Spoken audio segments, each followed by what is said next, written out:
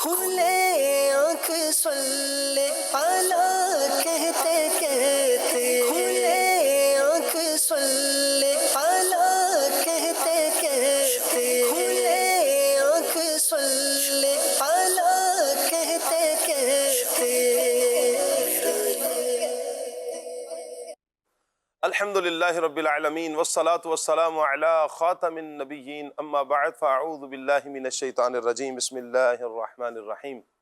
الصلاة والسلام علیک یا رسول اللہ، الصلاة والسلام علیک یا حبیب اللہ، الصلاة والسلام علیک یا نبی اللہ وعلی آلک و اصحابک یا نور اللہ۔ مدنی چینل کے ناظرین، پروگرام کھلے آنکھ صلی اللہ کہتے کہتے میں آپ سب کو خوش آمدید کہتے ہیں۔ اللہ پاک کے پیارے پیارے آخری نبی محمد عربی صلی اللہ تعالیٰ علیہ وآلہ وسلم نے ارشاد فرمایا، جس نے مجھ پر 100 مرتبہ درود پاک پڑھا، اللہ پاک اس کی دونوں آنکھوں کے درمیان لکھ دیتا ہے کہ یہ بندہ نفاق اور جہنم کی آگ سے آزاد ہے، اور اللہ اس کا حشر قیامت کے دن شہداء کے ساتھ فرمائے گا۔ لہٰذا پیارے آقا صلی اللہ تعالیٰ علیہ وآلہ وسلم کی مبارک ذات پر، پیاری ذات پر زیادہ سے زیادہ درود پاک پڑھنے کی نیت کیجیے۔ اگر سوچیں کہ 100 مرتبہ درود پاک پڑھنا ہے کتنا ٹائم لگ جائے گا، شاید چند منٹ لگیں گے اور ہم 100 مرتبہ درود پاک پڑھنے میں کامیاب ہو جائیں گے۔ تو آج سے ہی نیت کیجیے کہ انشاءاللہ ہم پیارے آقا صلی اللہ علیہ وسلم کی ذات پر زیادہ سے زیادہ درود پاک پڑھیں گے۔ صلو علی الحبیب صلی اللہ تعالی علی محمد صلی اللہ تعالی علیہ وآلہ وسلم۔ مدنی چینل کے ناظرین، آج کا ہمارا ٹاپک ہے قدر کریں۔ جی ہاں، اب ایک سوال اٹھے گا ذہن میں کہ قدر کریں، کس کی قدر کرنی ہے؟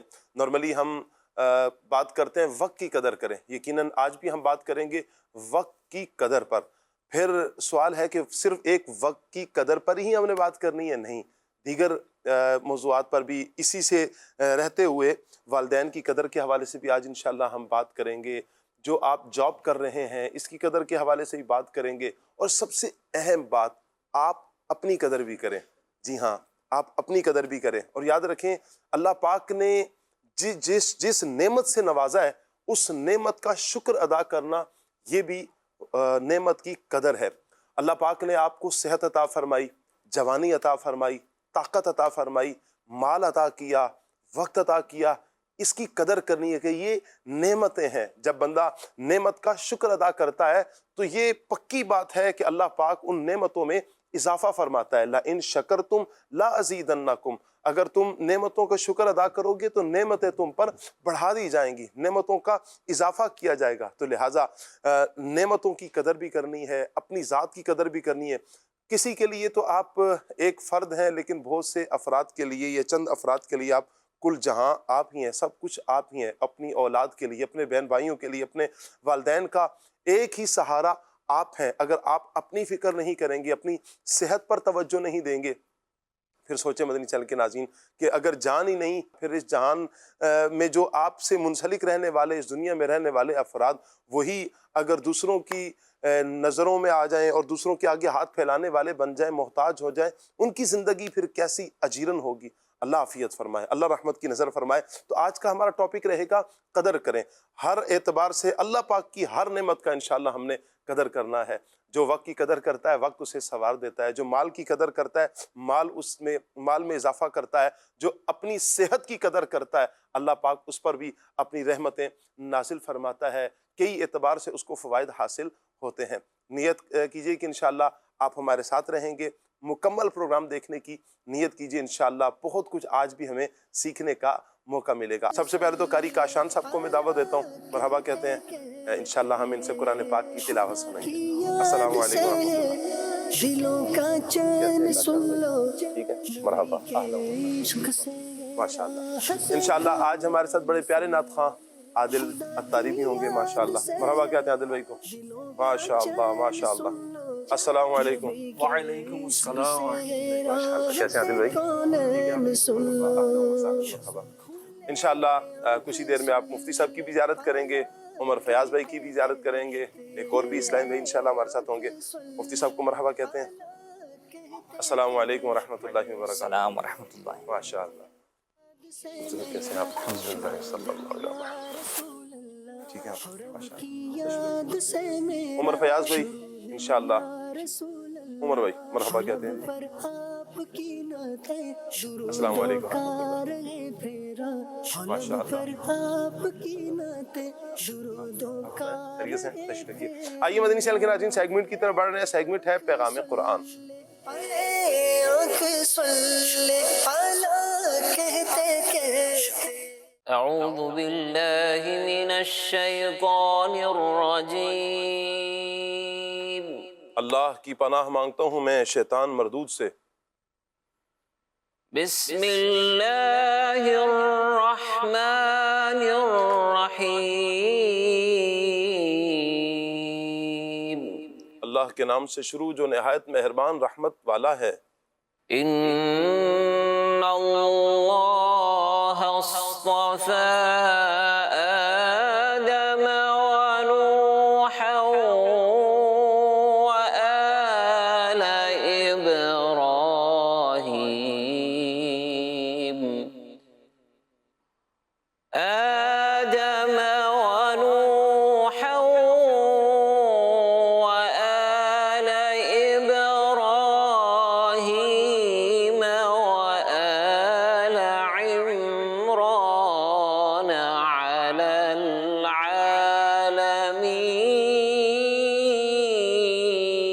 العالمين ذرية بعضها من بعض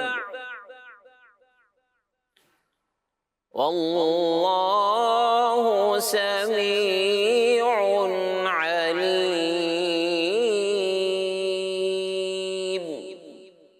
بے شک اللہ نے آدم اور نوح اور ابراہیم کی اولاد اور عمران کی اولاد کو سارے جہان والوں پر چن لیا. یہ ایک نسل ہے جو ایک دوسرے سے ہے اور اللہ سننے والا جاننے والا ہے. تفسیر صراط الجنان میں کہ یہود نے کہا تھا کہ ہم حضرت ابراہیم، حضرت اسحاق اور حضرت یعقوب علیہم السلام کی اولاد میں سے ہیں اور انہی کے دین پر بھی ہیں. اس پر یہ آیت کریمہ نازل ہوئی اور بتایا گیا کہ اللہ پاک نے ان حضرات کو اسلام کے ساتھ برگزیدہ کیا تھا اور اے یہودیوں تم اسلام پر نہیں ہو تو تمہارا یہ دعویٰ کرنا بھی غلط ہے. اس آیت سے یہ بھی پتہ چلتا ہے کہ اللہ پاک کے برگزیدہ چنے ہوئے منتخب بندوں کی عظمت و شان بیان کرنا یہ اللہ پاک کی سنت ہے. جیسے یہاں اس آیت کریمہ میں برگزیدہ بندوں کا تذکرہ ہوا اور اس سے آگے کی آیتوں میں مقربین بارگاہ الہی کا بھی تفصیل کے ساتھ تذکرہ ہوا.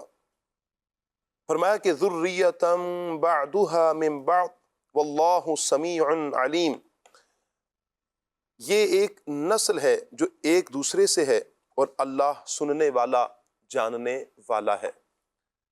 یعنی ان برگزیدہ بندوں میں باہمی نسلی تعلق بھی ہیں اور دین کے اندر یہ حضرات ایک دوسرے کے معاون و مددگار بھی ہیں.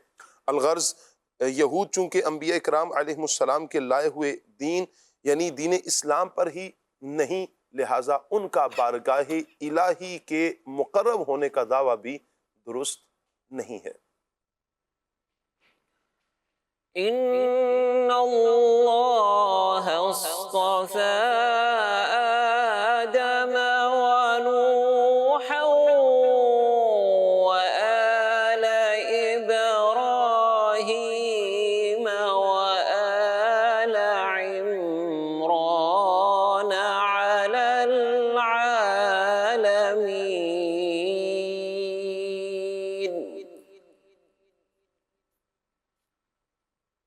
ذرية بعضها من بعض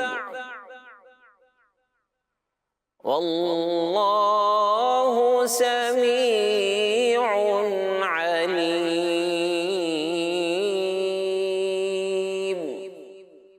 صدق الله العظيم. جزاک اللہ. اللہ پاک نور قرآن سے ہم سب کے سینوں کو منور فرمائے اور قرآن و سنت کے مطابق اللہ پاک ہمیں اپنی زندگی بسر کرنے کی توفیق عطا فرمائے. آئیے مدنی چینل کے ناظرین عادل بھائی کی طرف بڑھتے ہیں، کلام شامل کرتے ہیں. صلو علی الحبیب صلی اللہ تعالی علی محمد. بلغ العلا بکماله کشف الدجى بجماله حسن جميع خصاله حسن جميع خصاله صلوا عليه وآله صلوا عليه وآله صلوا عليه وآله اور جسے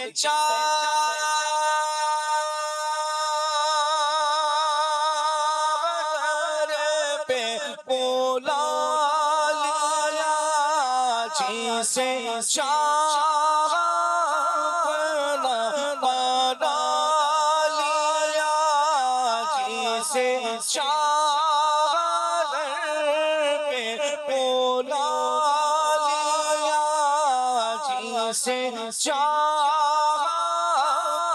اپنا بنا لیا یہ بڑے کرم کے ہیں فیصلے یہ بڑے کرم کے ہیں فیصلے یہ بڑے نصیب کی بات ہے صلو علیہ وآلہ صلو علیہ وآلہ صلو علیہ وآلہ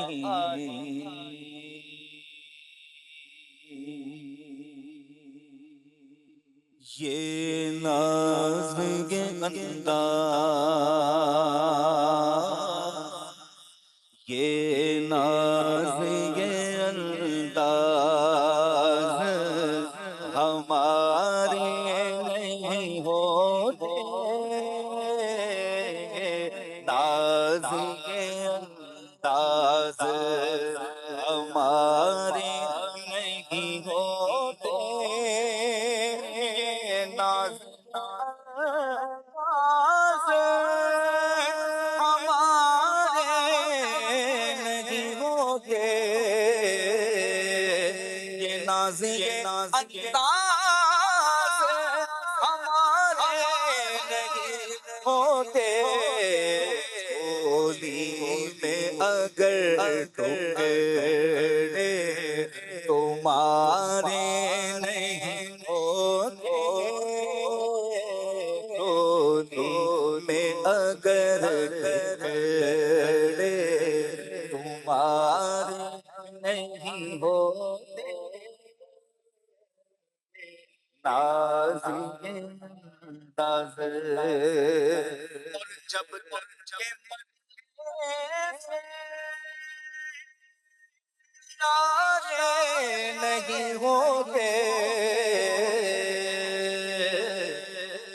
جب تک مدینے سے اشارے نہیں ہوتے روشن کبھی قسمت کے ستارے نہیں روشن کبھی قسمت کے ستارے نہیں ہوتے تاز یہ تاز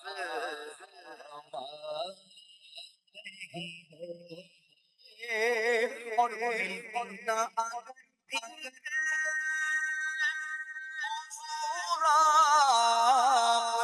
در سے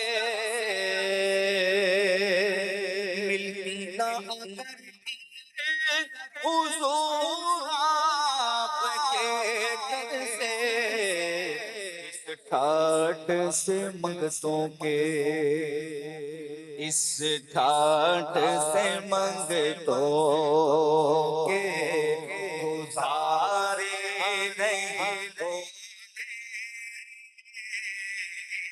ٹھاٹ سے منگتوں کے گزارے نہیں ہوتے، ناز یہ انداز ہمارے نہیں ہوتے، چاہیے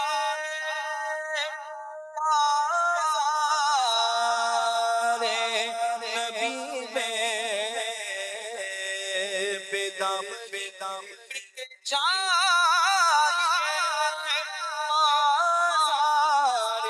نبی میں، اس شان کے سودے میں خسارے نہیں ہوتے، اس شان کے سودے میں خسارے نہیں ہوتے، اس شان کے سودے میں خسارے نہیں ہوتے، ناز یہ انداز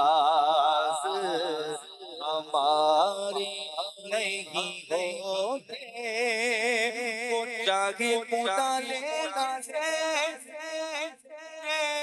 ان کا کرم ہے، وہ چاہے ڈالے جسے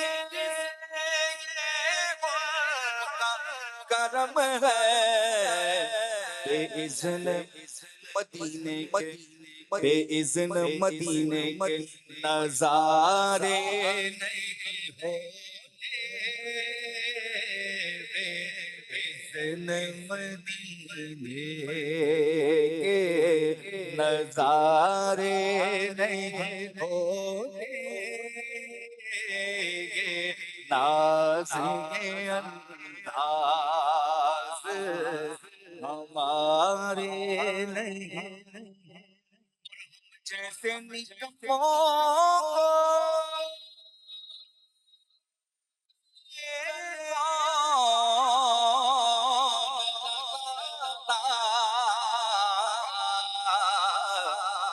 ہم جیسے نکموں کو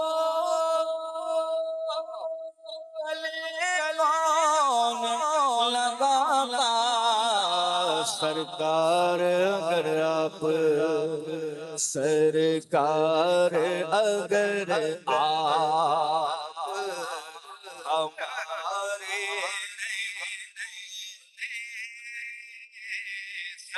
سرکار اگر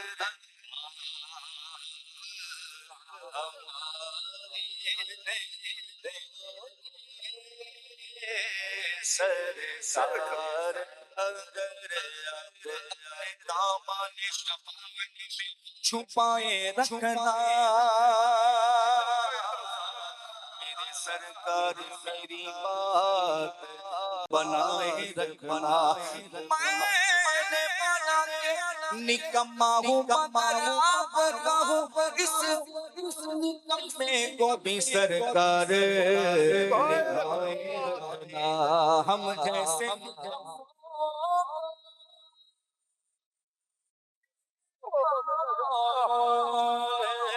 لگاتا، سرکار اگر آپ ہمارے نہیں ہوتے،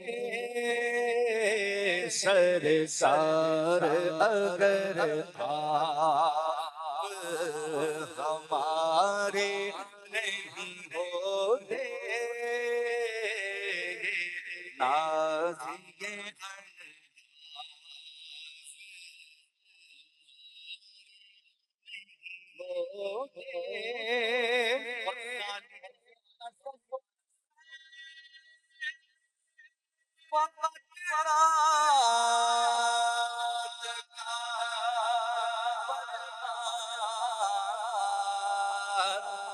خالد یہ تصدق ہے فقط رات کا ورنہ محشر میں تیرے وارے محشر میں تیرے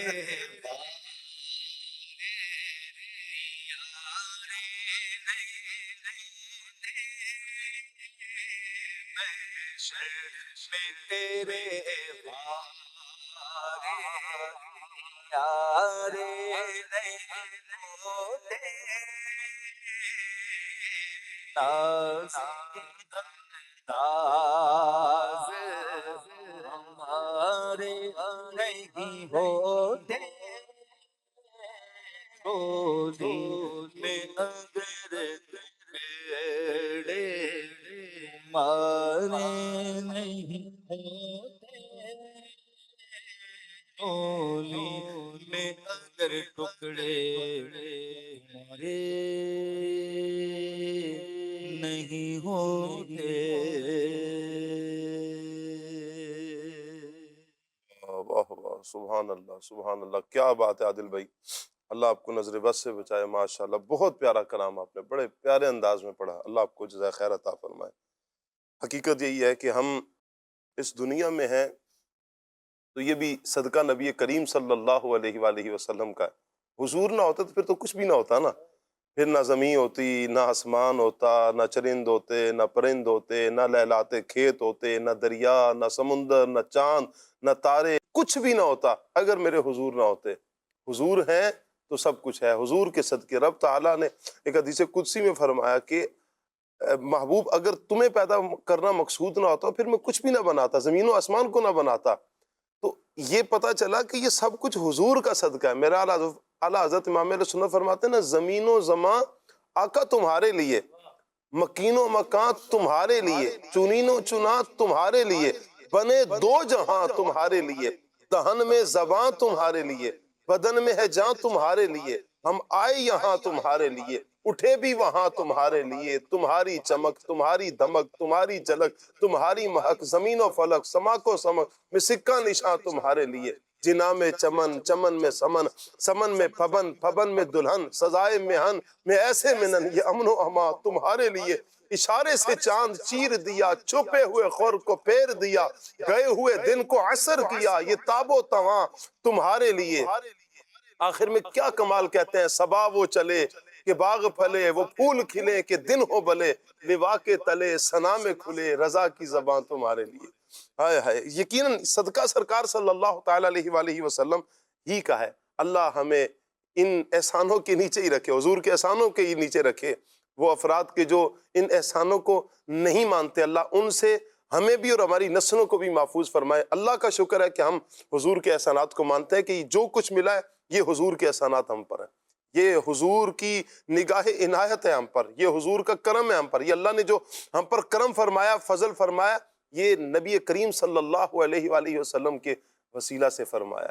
تو سبحان اللہ، تو کیوں نہ پھر پیارے آقا صلی اللہ علیہ وآلہ وسلم کے تذکرے کیے جائیں، کیوں نہ نبی کریم صلی اللہ علیہ وآلہ وسلم پر زیادہ سے زیادہ درود و سلام پڑھا جائے، پھر کیوں نہ پیارے آقا صلی اللہ علیہ وآلہ وسلم کی سیرت کا پرچار کیا جائے، حضور کے طریقہ کار کا پرچار کیا جائے، حضور جان عالم صلی اللہ تعالیٰ علیہ وآلہ وسلم، خاتم النبیین صلی اللہ علیہ وآلہ وسلم کی جو انداز ہیں، ان کے جو ملفوظات ہیں، ان کی جو پیاری احادیث ہیں، ان کی جو پیاری باتیں ہیں، کیوں نہ ان پر عمل کیا جائے اور آگے پھیلایا جائے۔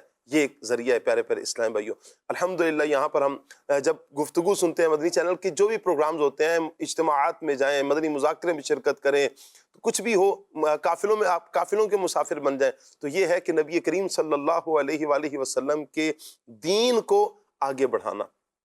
اس کے لیے میں اور آپ اپنا حصہ ضرور شامل رکھیں۔ اللہ پاک ہم سب کو دین اسلام کا، نبی کریم صلی اللہ علیہ وآلہ وسلم کی شریعت مطہرہ کا پرچار کرنے کی، سنتوں کو عام کرنے کی، سنتیں اپنانے اور سنتوں کو عام کرنے کی اللہ پاک ہم سب کو توفیق عطا فرمائے۔ مدنی چینل کے ناظرین، آج کا ہمارا ٹاپک ہے قدر کریں۔ سب سے پہلے تو وقت کی قدر پر میں گفتگو کروں گا، مفتی صاحب کی طرف میں گفتگو کو بڑھاؤں گا کہ قدر، اس کی اہمیت اور پھر وقت کی قدر۔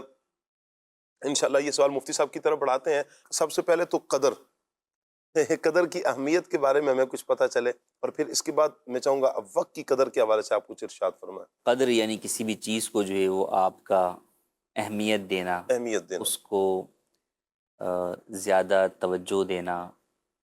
تو در حقیقت قدر کی اگر ہم بات کریں تو یہ ایک ایسی سمجھیں کہ صفت ہے کہ آپ کسی بھی چیز کے ساتھ جوڑیں تو یقیناً اس سے تعلق جو ہے وہ اس کا بنتا ہے۔ وقت کے ساتھ جوڑیں تو وقت کی قدر ضروری ہے، رشتوں کے ساتھ جوڑیں تو رشتوں کی قدر ضروری ہے، کاموں کے ساتھ جوڑیں تو بہت سارے کام ہیں جن کی قدر جو ہے وہ ضروری ہے۔ در حقیقت انسان کی زندگی کے اندر چیزیں تو بہت ساری ہوتی ہیں، اب بات یہ ہوتی ہے کہ آپ کس چیز کو کتنی قدر جو ہے وہ کر رہے ہیں، کس یعنی چیز کی کتنی کتنی اہمیت قدر دے کر رہے ہیں، اہمیت دے رہے ہیں، ترجیح جو ہے وہ آپ کس چیز کو دے رہے ہیں۔ جی تو وہ آپ کی ترجیح بتاتی ہے کہ آپ کی نظر میں اس چیز کی کتنی قدر ہے۔ جی ورنہ اگر آپ جو ہے وہ ترجیح نہیں دیتے تو انسان کی زندگی مختصر ہے اور کام جو ہے وہ سمجھیں کہ لامحدود ہے۔ جی تو ایسے وقت کے اندر آپ کو بہرحال کیٹیگری کر کر جو چیزیں زیادہ اہم ہیں، الاہم فالاہم کے تحت ان کو پہلے اختیار کرنا ہوتا ہے، اور پھر باقی چیزوں کو جو ہے وہ آپ کو بعد میں کرنا ہوتا ہے۔ جی اب ان میں سب سے پہلی چیز اور بنیادی چیز کی اگر ہم بات کریں تو وہ وقت ہے، کیونکہ انسان کا وقت بہرحال دن بدن جو ہے وہ گزرتا ہی چلا جا رہا ہے، اور عمر جس قدر بڑھتی جا رہی ہے وقت اس قدر کم ہوتا جا رہا ایسے ہے۔ ہی ہے۔ تو اب ہم اگر اور پھر قدر کی اگر ہم بات کریں اور وقت کی قدر، تو وقت کی قدر در حقیقت ہر چیز کی قدر کے ساتھ جو ہے وہ سمجھیں کہ جڑی ہوئی، جیسے حدیث پاک ہے کہ 5 چیزوں کو 5 سے پہلے غنیمت جانو، تو اس کے اندر بھی جن چیزوں کا ذکر ہے ان کا تعلق جو ہے وہ ایک اعتبار سے وقت کے ساتھ ہی ہے، کہ جوانی کو بڑھاپے سے پہلے، صحت کو بیماری سے پہلے، جی اور امیری کو تنگدستی سے پہلے، زندگی کو موت سے پہلے۔ تو یہ وہ چیزیں ہیں کہ جن کا تعلق وہی ہے کہ انسان ان میں سے کس چیز کو زیادہ اہمیت دے رہا ہے۔ آج آپ کے پاس وہ چیز حاصل ہوتی ہو، آپ کو حاصل ہوتی ہے تو آپ بسا اوقات آپ کی نظر میں اس کی قدر نہیں ہوتی۔ جب قدر نہیں ہوتی اور اس چیز سے جو کام آپ کو کرنا چاہیے وہ آپ نہیں کرتے، لیکن ایک وقت آتا ہے کہ آپ کے پاس جب وہ چیز جاتی رہتی ہے تو آپ یہ سوچتے ہیں کہ یار یہ چیز میرے پاس اس وقت تو بہت تھی، کاش میں اس وقت جو ہے وہ اس میں سے کچھ چیزیں حاصل کر لیتا۔ جیسے ہم وقت کی بات کریں تو آپ دیکھتے ہیں کہ جو ہے وہ ایک بچپنے کا وقت گزرتا ہے، پھر اس کے بعد جو ہے وہ ٹین ایجر کا زمانہ آتا ہے، تو اب اس زمانے کے اندر جو ہے وہ بہت سارے بچے جو ہے وہ فارغ ہوتے ہیں، وقتی وقت جو ہے وہ ہوتا ہے جس کو جو ہے وہ کہیں گیم میں، کہیں کھیل و کود کے اندر ضائع کیا جا رہا ہوتا ہے۔ اچھا، اس کے بعد بھی اگر ہم دیکھیں 20 کے بعد بھی شادی سے پہلے بہت سارے لوگ بہت ہی فارغ ہوتے ہیں۔ جی تو اب شادی کے بعد کئی وقت دفعہ وہ یہ کہہ رہے ہوتے ہیں کہ یار اب تو ٹائم ہی نہیں ملتا، تو جب پہلے ٹائم تھا تو اس وقت بھی کچھ نہیں کیا تھا، تو اس وقت کی قدر نہیں کی تھی در حقیقت۔ تو آج کئی لوگ اسی طریقے سے اب آپ کو دیکھیں نا تو بعض لوگ جو ہے وہ صحت کے اعتبار سے کہتے ہیں کہ یار اب تو بوڑھے ہو گئے ہیں، اب کیا ایکسرسائز جو ہے وہ کریں، تو جوانی میں بھی نہیں کی تھی۔ جوانی میں بھی نہیں کی اور اب بھی نہیں کر رہا۔ ہاں، تو جوانی کی نہ کرنے کا نتیجہ یہ ہے کہ آج بڑھاپے کے اندر جو ہے وہ حال یہ ہے۔ تو یوں انسان کو جب جو چیز اس کے پاس دستیاب ہے اس کی قدر کر کے اور اس کا بہترین استعمال کرنا، یہ بے حد ضروری ہے۔ اگر آپ یہ کام نہیں کرتے تو نتیجہ یہی ہوتا ہے کہ وہ اس چیز نے بہرحال جو ہے وہ گزر جانا ہوتا ہے۔ تو ہمیں وقت کو بہرحال سب سے زیادہ اہمیت دینی چاہیے، اور ٹائم مینجمنٹ کے جو اصول ہیں ان میں بھی آپ دیکھیں تو اس کے اندر یہی ہوتا ہے کہ بھئی آپ کے پاس دن ہے، کام بہت زیادہ ہیں، جی تب اس کے اندر بہت سارے وہ کام ہیں جو فوکس ہو کر آپ کو کرنے کی حاجت ہے، تو اس کے لیے آپ دن کا بہترین حصے کا انتخاب کریں جس وقت آپ مکمل طور پر چاق و چوبند اور چست ہوں، اس وقت میں ان کاموں کا انتخاب کریں۔ پھر اس کے بعد اس کیٹیگری کے دوسرے کاموں کا انتخاب کریں جو کام اس قدر زیادہ جو ہے وہ آپ کی چستی نہیں چاہتے، وہ نارمل بھی کنڈیشن کے اندر جو ہے وہ ہو جائیں گے۔ پھر اس کے بعد بہت سارے چھوٹے موٹے کام ہوتے ہیں جس کا تعلق یہ ہے کہ آپ ان کو بالکل آخری وقت کے اندر بھی، یا بہت سارے دو کاموں کے بیچ میں جو تھوڑا بہت وقت ہوتا ہے اس میں بھی جو ہے وہ آپ کر گزر سکتے ہیں۔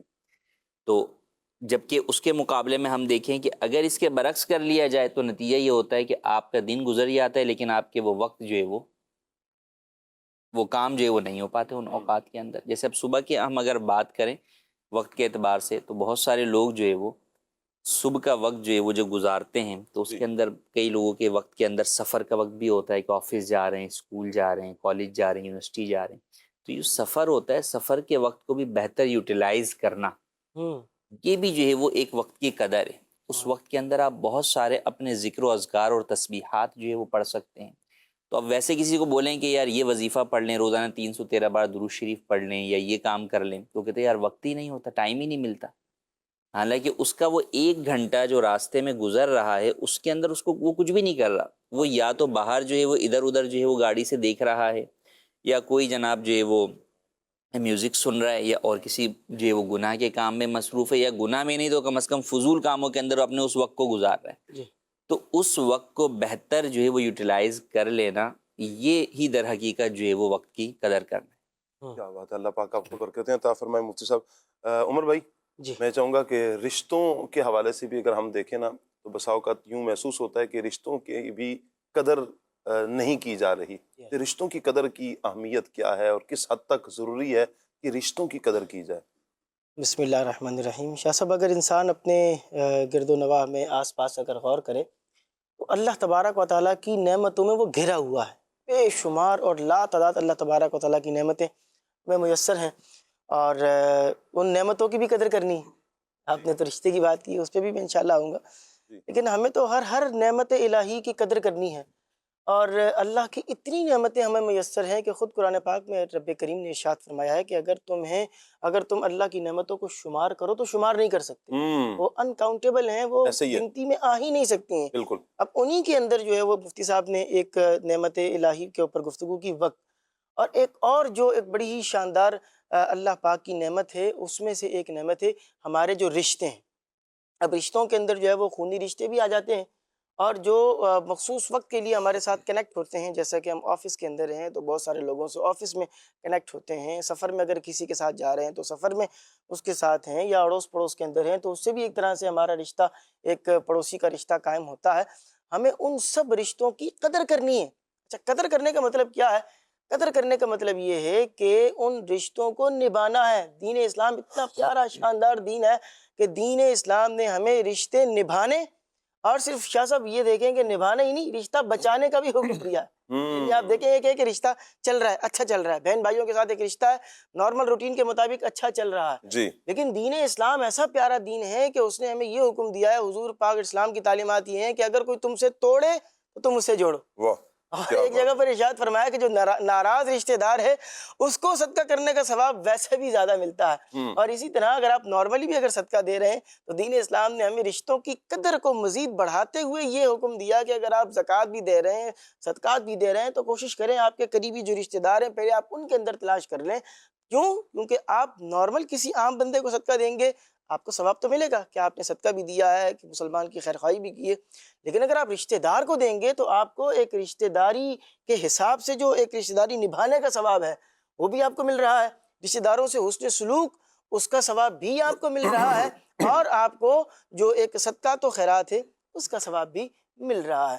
شاہ صاحب، مسئلہ پتہ کیا ہوتا ہے؟ مسئلہ یہ ہوتا ہے کہ جو ناقدری والی بات ہوتی ہے نا، آج کے زمانے میں تو جس طرح دیگر چیزوں کی ناقدری ہے، وقت کی ناقدری ہے، صحت ہے، اس کی ناقدری ہے کہ حضور پاک نے فرمایا نا کہ بھئی صحت کو جو ہے وہ بیماری سے پہلے غنیمت جان لو، کہ جب بیماری آتی ہے پھر پتہ چلتا ہے۔ بعض ہم جوانوں کو دیکھ رہے ہیں شاہ صاحب کہ وہ جو ہے نا ان کو بلڈ پریشر کا مسئلہ ہوا ہے، جوانی کے اندر بلڈ پریشر کے مسئلے ہوئے ہیں، جوانی کے اندر کولیسٹرول جو ہے وہ بہت ہائی لیول پر جا چکا ہے۔ کیوں؟ کیونکہ انہوں نے جنکس فوڈ کھائے ہیں، انہوں نے باہر کی تلی ہوئی چیزیں بہت زیادہ کھائی ہیں، اس کی وجہ سے کیا ہوا ہے کہ انہوں نے اپنی صحت کو غنیمت نہ جانا اور بیماری جو ہے وہ ان کے سر پر آ کر کھڑی ہوئی ہے۔ تو اسی طرح رشتہ جب تک ہمارے ساتھ کنیکٹ ہوتا ہے، تعلقات اچھے چل رہے ہوتے ہیں، تب تک بعض اوقات زیادہ نہیں ہوتا ہے، اور پھر لڑائی جھگڑے، رشتوں کی ناقدری کے سبب بعض اوقات بندہ زندگی کے اندر اکیلا رہ جاتا ہے۔ ایسا بہت سارے مراحل ایسے ہوتے ہیں، شادی بیاہ کے معاملات ہوتے ہیں، بندہ غصے کے اندر آ کر بات تو کر دی ختم، کبھی تم سے آج کے بعد ختم، نہ شادی بیاہ کے اندر آنا ہے، میرے جنازے کے اوپر نہیں آنا ہے، میں وصیت کر رہا ہوں یہ بندہ میرے جنازے کے اندر نہیں کھڑا ہونا چاہیے، رشتوں کی ناقدری تو کر دی ہے۔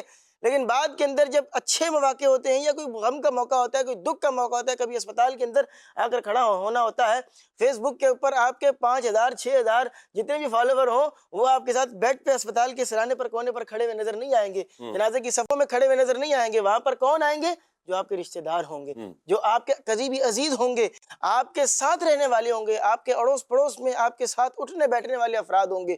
تو ان لوگوں کی قدر کرنی ہے، اور قدر کرنے کا ایک شاندار طریقہ کار یہ ہے کہ صاحب جہاں پر ضد آتی ہے، جی، انا آتی ہے، لڑائی جھگڑا آتا ہے، اور غرور، تکبر اور بہت حسد آتا ہے، وہاں پر کیا ہوتا ہے؟ رشتے ہار جاتے ہیں، رشتے وہاں پر ختم ہو جاتے ہیں۔ کیوں؟ کیونکہ انا آ گئی نا، ضد آ گئی، بحث آ گئی۔ قدر کرنے کا ایک شاندار طریقہ کار یہ، اگر سامنے والا قدر نہیں کر رہا ہے آپ قدر کر لیں۔ روایتوں میں تو یہ ہے نا کہ بھی سامنے والا توڑ رہا ہے، یہ تو نہیں ہے کہ بھی اچھا سلوک کر رہا ہے تو ہی اچھا سلوک کرنا ہے۔ جانے دو عالم صلی اللہ علیہ وسلم کی اگر آپ فتح مکہ کے اوپر آپ تعلیمات کو دیکھ لیں تو انہوں نے تو معاف کر دیا، عام لوگوں کو معاف کر دیا، جو لوگ دشمن تھے ان لوگوں کو معاف کر دیا۔ تو یہاں تو ہمارے سامنے بہن بھائی ہوتے ہیں، یہاں تو ہمارے سامنے ماں باپ ہوتے ہیں، یہاں تو ہمارے سامنے رشتہ دار ہوتے ہیں، خونی رشتہ دار ہوتے ہیں، تو ان کے ساتھ جو ہے وہ اپنا ساری زندگی کا رشتہ ناتا ختم کر دینا اور رشتوں کی ناقدری کر دینا، یہ کوئی عقل بندی کی جو ہے وہ دلیل نہیں ہے۔ اپنے رشتوں کی بھی قدر کریں اور رشتوں کو نبھائیں۔ کیا بات ہے، بڑے اچھی آپ نے گفتگو فرمائی کہ ہم نے رشتوں کو نبھانا ہے معذرت، اور ایک اچھے انداز میں ہم نے لے کر چلنا ہے، حسن اخلاق کا مظاہرہ کرنا ہے، اور سلوک کا مظاہرہ بھی کریں۔ اگر آپ اپنے رشتہ داروں میں سے کسی کے ساتھ ناراض ہیں، ناراض رشتہ داروں کو، جیسے ہمارے عمر بھی بتا رہے تھے کہ صدقہ اگر ان کو کریں گے تو کئی طرح سے ثواب ملے گا، صلہ رحمی کا ثواب، حسن سلوک کا ثواب، صدقہ کرنے کا ثواب بھی۔ پھر جو رشتہ دار ہیں، رشتہ داروں کے ساتھ تو ویسے بھی اچھے انداز میں رہنا یہ ہم پر لازم ہوتا ہے، اور کئی اعتبار سے تو یوں ہوتا ہے کہ کسی کے حقوق واجب ہو رہے ہوتے ہیں، جی، تو لہٰذا ایسے رشتہ داروں کے ساتھ تو بالخصوص، ویسے تو بالعموم سبھی رشتہ داروں کے ساتھ، لیکن ایسے رشتہ دار کے جن کے حقوق عائد ہوتے ہیں، واجب ہوتے ہیں، ان پر خصوصی توجہ دینے کی ضرورت ہے۔ مفتی صاحب، ہمیں ایسے رشتہ داروں کے حوالے سے ارشاد فرمائیں نا کہ بسا اوقات ہمارا کانسیپٹ یہ ہوتا ہے کہ ہماری والدہ ہیں، والد ہیں یا بیوی بچے ہیں، بس ان ہی کے حقوق ہم پر ہیں۔ اب بہن بھائیوں کے حقوق تک بھی کہیں نہ کہیں سمجھ میں آ جاتا ہے، لیکن بڑے ہو گئے، چلیں بھائی اب ان کے حقوق ختم ہیں، تو کیا کوئی اور بھی ہمارے رشتہ دار ہیں کہ جن پر ہم پر لازم آتا ہے کہ ان کے حقوق ہم نے ادا کرنے ہیں؟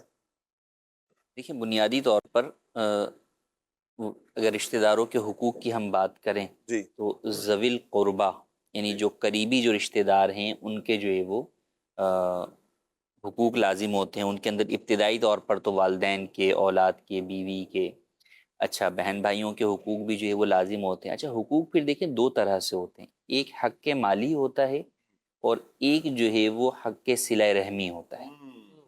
مالی حق جو ہے وہ خاص کنڈیشن کے اندر جو ہے وہ لازم ہوتا ہے، ٹھیک ہے۔ اب مالی حق کے اعتبار سے اگر آپ دیکھیں بات کریں تو بچوں کے اندر بھی اگر ہم بات کریں تو بیٹا بالغ ہو جائے تو اس کا مالی حق باپ پہ لازم نہیں رہتا، بیٹی کا البتہ جب تک شادی نہ ہو جائے تو اس کا مالی حق یعنی نفقہ جو ہے وہ باپ پر لازم رہتا ہے۔ لیکن ہم اپنی اولاد کو کیا بالغ ہوتے ہی 12 سال کے بعد الگ کر دیتے ہیں؟ تو ہم ان کا سارا نفقہ برداشت کر ہی رہے ہوتے ہیں، 20 سال تک، 25 سال تک ان کو ہم پڑھا رہے ہوتے ہیں، ان پر بے تحاشا خرچ کر رہے ہوتے ہیں۔ اسی طریقے سے والدین ہیں تو والدین اگرچہ کمانے والے ہوں لیکن آپ مالی اعتبار سے پھر بھی جو ان کا حق ادا کرتے ہیں ان کی خدمت در حقیقت کر رہے ہوتے ہیں، اگرچہ وہ بعض صورتوں میں آپ پر یوں لازم نہ بھی ہو رہا ہو کہ والدین مالدار ہیں کسی کے تو ان کو مال کی حاجت نہیں ہے، لیکن اولاد اگر کم کما کے بھی کچھ ان کی خدمت میں پیش کرتی ہے تو یہ اس کی طرف سے نذرانہ ہے، یہ اس کی طرف سے جو ہے وہ والدین کی جو ہے وہ خدمت ہے۔ اسی طرح بہن بھائیوں کا معاملہ ہے، تو عورتوں کے اندر تو کئی اعتبار سے مالی حق بھی لازم ہوتا ہے، کیونکہ عورت کا جو نفقہ ہوتا ہے وہ کسی نہ کسی عام طور پر مرد پر ہی آتا ہے۔ شوہر والی ہے تو شوہر پر آئے گا، شوہر والی نہیں ہے باپ ہے تو باپ پر آئے گا. اچھا باپ کا انتقال ہو گیا تو پھر بھائیوں پر جو ہے وہ اس کا نفقہ جو ہے وہ آتا ہے. اسی طریقے سے بھائی نہیں ہے، اب وہ جو ہے وہ پھپھی جو ہے وہ بن گئی ہے، تو اب ایسی صورت میں بھتیجوں پر اس کا نفقہ جو ہے وہ لازم آ سکتا ہے. کیوں آتا ہے؟ کیونکہ شرعی اعتبار سے نفقے کا تعلق جو ہے وہ کئی جگہوں کے اوپر بقدر میراث ہوتا ہے کہ جو جس کی ترکے میں سے وارث ہو رہا ہے تو زندگی کے اندر اس کا نفقہ بھی اسی کے اوپر جو ہے وہ لازم ہوتا ہے. جی. تو پھپھی کی اگر اولاد نہ ہو تو ایسی صورت کے اندر اور بھائی وغیرہ بھی نہ ہو تو کئی دفعہ اس کا ترکہ اس کے بھتیجوں کے پاس جو ہے وہ آ رہا ہوتا ہے. جی. تو یوں پھپھی اگر نفقے کی محتاج ہے اور دیگر افراد نہیں ہیں تو پھر بھتیجے پر لازم ہوگا کہ زندگی کے اندر اس کا نفقہ بھی جو ہے وہ ادا یہ کرے. خالہ کا بھی ہوگا سلسلہ؟ خالہ کے اوپر بعض صورتوں کے اندر نہیں ہوگا، خالہ پر ان کے جو ہے وہ جو ہے یعنی ددیال کے اعتبار سے جو ہے وہ چلے گا. تو یہ شرعی اعتبار سے کئی طور پہ مالی اعتبار سے بھی حق لازم آتا ہے، اور غیر مالی اعتبار سے دیکھیں تو وہ سب کے اوپر ہی، وہ سب کے اعتبار سے یہ چچا ہیں، پھپھی ہیں، خالہ ہیں، تو یہ جتنے بھی آپ کے محرم رشتہ دار ہیں تو ان سے ملاقات کرنا، غمی خوشی میں ان کی جو ہے وہ شریک ہونا اور ان کی جو ہے وہ عیادت کرنا، ان کے ساتھ میل جول رکھنا، یہ بہرحال جو ہے وہ حق ہے جو کہ ایک لازم ہے آپ کے اوپر. اور یہ اس بنیاد پر نہیں ہے کہ جناب وہ آپ سے رکھیں تو آپ ان کے ساتھ رکھیں، نہیں، بلکہ اگر وہ آپ سے قطع تعلقی رکھیں جب بھی آپ پہ لازم ہے کہ آپ ان کے ساتھ صلہ رحمی کریں، کیونکہ صلہ رحمی ہے ہی حسن سلوک، یعنی اچھا سلوک کرنا. جی. صلہ رحمی میں مفتی صاحب اچھے سلوک میں صرف رشتہ دار ہی آتے ہیں؟ یہ کہا جاتا ہے کہ صلہ رحمی تو یہ رشتہ داروں کے ساتھ خاص ہے، اوروں کے ساتھ حسن سلوک کا نام دیا جائے گا؟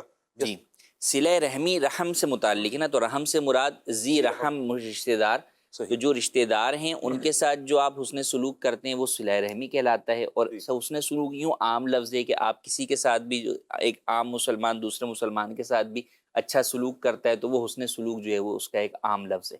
تو اب آپ کو ان کے ساتھ جو اچھا سلوک کرنا ہے وہ اس پر نہیں ہے کہ وہ کریں تو آپ کریں، نہیں، بلکہ جب وہ کریں گے اور اس کے بدلے میں آپ کریں گے یہ تو ادلا بدلی ہو جائے گی. تو اصل تو یہی ہے کہ وہ نہ بھی کریں تو بھی آپ ان کے ساتھ جو ہے وہ بھلائی کریں، آپ ان کے ساتھ جو ہے وہ اچھا تعلق رکھیں، آپ ان کی خبر گیری جو ہے وہ رکھیں. تو یہ بہرحال جو ہے وہ کرنا چاہیے. رشتوں کے حوالے سے بات کی تو دیکھیں اس کے اندر دین اسلام کی تعلیمات ہمیں ملتی ہیں، اس میں قدر کا انداز بتایا گیا. جیسے میاں بیوی کے رشتے کے اندر جب بات طلاق تک پہنچے تو اس وقت جو قرآن کریم کے اندر جو ہے وہ ارشاد فرمایا گیا تو اس کے اندر یہ فرمایا گیا کہ جب یہ دونوں جو ہے وہ دیکھ لیں کہ آپس میں ان کی جو ہے وہ نہیں بن رہی تو واض و نصیحت کر کے بھی آپس میں دیکھ لیا اور آپس میں کوئی تعلق نہیں بن رہا تو فرمایا کہ اب اپنا بستر جدا کر لیں، اپنا بستر گھر میں رہتے ہوئے اپنا بستر میاں بیوی جدا کر لیں. تو وہاں پر مفسرین نے بڑی پیاری بات ارشاد فرمائی کہ یہ جو حکم دیا گیا یہ اس لیے کہ آج جو یہ تنہائی ان کو نظر آئے گی، اس تنہائی سے یہ رشتہ ختم ہونے کے بعد والی تنہائی کا جو ہے وہ منظر ان کے سامنے آ جائے گا. یعنی ان کو اس رشتے کی قدر آ جائے گی کہ آج جو بیوی مجھے اتنی بری لگ رہی ہے، ٹھیک ہے، اور میں اس کو طلاق دینے کے در پہ پڑا ہوا ہوں، یا بیوی جو ہے وہ شوہر سے جو ہے وہ طلاق لینے کے در پر اسے شوہر برا لگ رہا ہے، تو ذرا چند دن دونوں ابھی اس رشتے میں باقی رہتے ہوئے الگ ہو جاؤ، بستر الگ کر لو، ایک گھر میں اسے بستر الگ کر لو، تو تمہیں چل پتہ جائے گا کہ جناب جو ہے وہ ایک دوسرے کے بغیر رہ بھی سکتے ہو یا نہیں، یا خود اس بات کا اندازہ ہو جائے گا کہ وہ دوسرا تمہارے لیے نعمت ہے یا زحمت ہے. تو کئی دفعہ وہ احساس کہ وہ قدر آج کر لو، کیونکہ ہوتا یہی ہے کہ ہمیں اندازہ اس بات کا بہت زیادہ، بلکہ جو ہے وہ آپ سمجھے کہ مشاہدہ ہے کہ لوگ طلاق کے اگلے دن ہی جو ہے وہ آ کر جو ہے وہ بتا رہے ہوتے کہ جناب اب رہا نہیں جا رہا. تو لیکن ہوئی کہ طلاق کیا تھی، تو وہ طلاق سے پہلے وہ اس قدر نفرتیں بڑھ گئی تھیں کہ جناب وہ ایک دوسرے کو دیکھنا بھی پسند نہیں کرتے تھے، اور آج دونوں ایک دوسرے کے بغیر رہنے کو تیار نہیں. یہ وہی کہ وہ جو رشتہ تھا اس کی قدر نہیں ہے. اس وقت موقع پر پائے جانے والی کسی بھی جانب سے کوئی بھی سامنے والے کی جو غلطیاں تھیں وہ تو پیش نظر تھیں، جو اچھائیاں تھیں وہ پیش نظر نہیں. تو اس لیے دین اسلام نے یہ تعلیم دی کہ یوں طلاق کی طرف فوراً جو ہے وہ پیش قدمی نہ کریں، بلکہ پہلے طلاق کے بعد جو صورتحال درپیش آنی ہے ذرا ابھی سے بستر جدا کر کے دیکھو کہ تم کیا اس چیز کو اندازہ کرو کہ یہ رشتہ ٹوٹنے کے بعد وہ جو تنہائی تمہیں آج پریشان کر رہی ہے وہ شادی رشتہ ختم ہونے کے بعد کتنا کرے گی. اللہ اکبر. تو اس لیے اس سے اندازہ ہوا کہ ہمیں رشتوں کی قدر کرنی چاہیے، اور ہوتی ہے، ایسا نہیں ہے کہ نہیں ہوتی. ہر انسان جس کے اندر سمجھنے کے دل و دماغ ہے اور جو ہے نا وہ زندہ ہے، مردہ نہیں ہے، تو اس کو ہوتی ہے. کئی دفعہ لوگ ایسے آتے ہیں کہ جناب والدین کا انتقال ہو گیا اور اب وہ باقاعدہ آ کر رو رہے ہوتے ہیں جی کہ والدین ہم سے ناراض چلے گئے، بتائیں کس طریقے سے ہم اپنے والدین کو راضی کریں. تو وہی ان کو اب قدر آئی نا. اسی طریقے سے بسا اوقات بیوی کے کہنے پر، سسرال کے کہنے کے اوپر اپنے بہن بھائیوں کے ساتھ قطع تعلقی کر لی جاتی ہے. اسی طرح بیوی شوہر کے کہنے کے اوپر جو وہ اپنے بہن بھائیوں سے، رشتہ داروں سے قطع تعلقی کر بیٹھتی ہے. لیکن جب ان کا آپس میں رشتے میں کوئی دراڑ آتی ہے تو اب اس وقت یاد آتا ہے کہ یار یہ کیا کیا میں نے، اس کے کہنے میں ان سب کو چھوڑ دیا، آج یہ مجھے چھوڑ کے چلی گئی. یہی اس کے برعکس کے بیوی سوچ رہی ہوتی ہے کہ بھئی میں نے اس کے کہنے میں اپنے بہن بھائیوں سے، اپنے والدین سے منہ موڑ لیا اور آج جو ہے نا یہ میرے ساتھ وہ سلوک کر رہا ہے. تو لہٰذا کسی کے کہنے کے اوپر کسی کہ دوسرے کے ساتھ آپ سلوک کو ختم نہ کریں، اس رشتے کو نہ کھوئیں. ہر رشتے کی اپنی ایک جگہ ہے، تو لہٰذا اس جگہ پر اس رشتے کو رکھ کر اس کو اہمیت دیں اور اس کی قدر کریں. جی بہت شکریہ مفتی صاحب، اللہ آپ کو سلامت رکھے کہ رشتوں کی قدر کے حوالے سے مفتی صاحب نے بھی ہماری رہنمائی فرمائی ہے. اور کچھ حقوق جو ہم پر عائد ہوتے ہیں، لازم آتے ہیں کہ بعض اوقات پھپھو ہیں ان کے، اور ایسے ہی دادا دادی کے بھی حقوق مفتی صاحب ہم پر آئیں گے. جی بالکل، بعض صورتوں میں کہ وہ بھی ہم نے ہی ادا کرنے ہوں گے. بالکل پوتوں کے اوپر جو ہے وہ لازم آئیں گے. جب ان کی اولاد نہیں ہے دادا دادی کی، یعنی ان کے والدین نہیں ہیں، تو ایسی صورت میں پوتوں پر نفقہ جو ہے وہ آتا ہے کہ وہ اب ان کے اوپر اپنے دادا دادی کا جو ہے وہ نفقہ بھی جو ہے وہ لازم ہوگا. اللہ اکبر. تو اس طرح مدنی چینل کے ناظرین، ہم نے رشتوں کا لحاظ رکھنا ہے، رشتوں کی قدر کرنی ہے. بہت سے حقوق ہم پر لازم ہو رہے ہوتے ہیں. آج غور ذرا کیجئے گا مدنی چینل کے ناظرین، اور محاسبہ کیجئے گا، ذرا اپنے آپ سے سوال کیجئے گا کہ کہیں ایسا تو نہیں کہ میرے خاندان میں بھی ایسے افراد ہیں کہ جن کا حق مجھ پر لازم آتا ہے، حق کے مالی، دوسرا حق صلہ رحمی.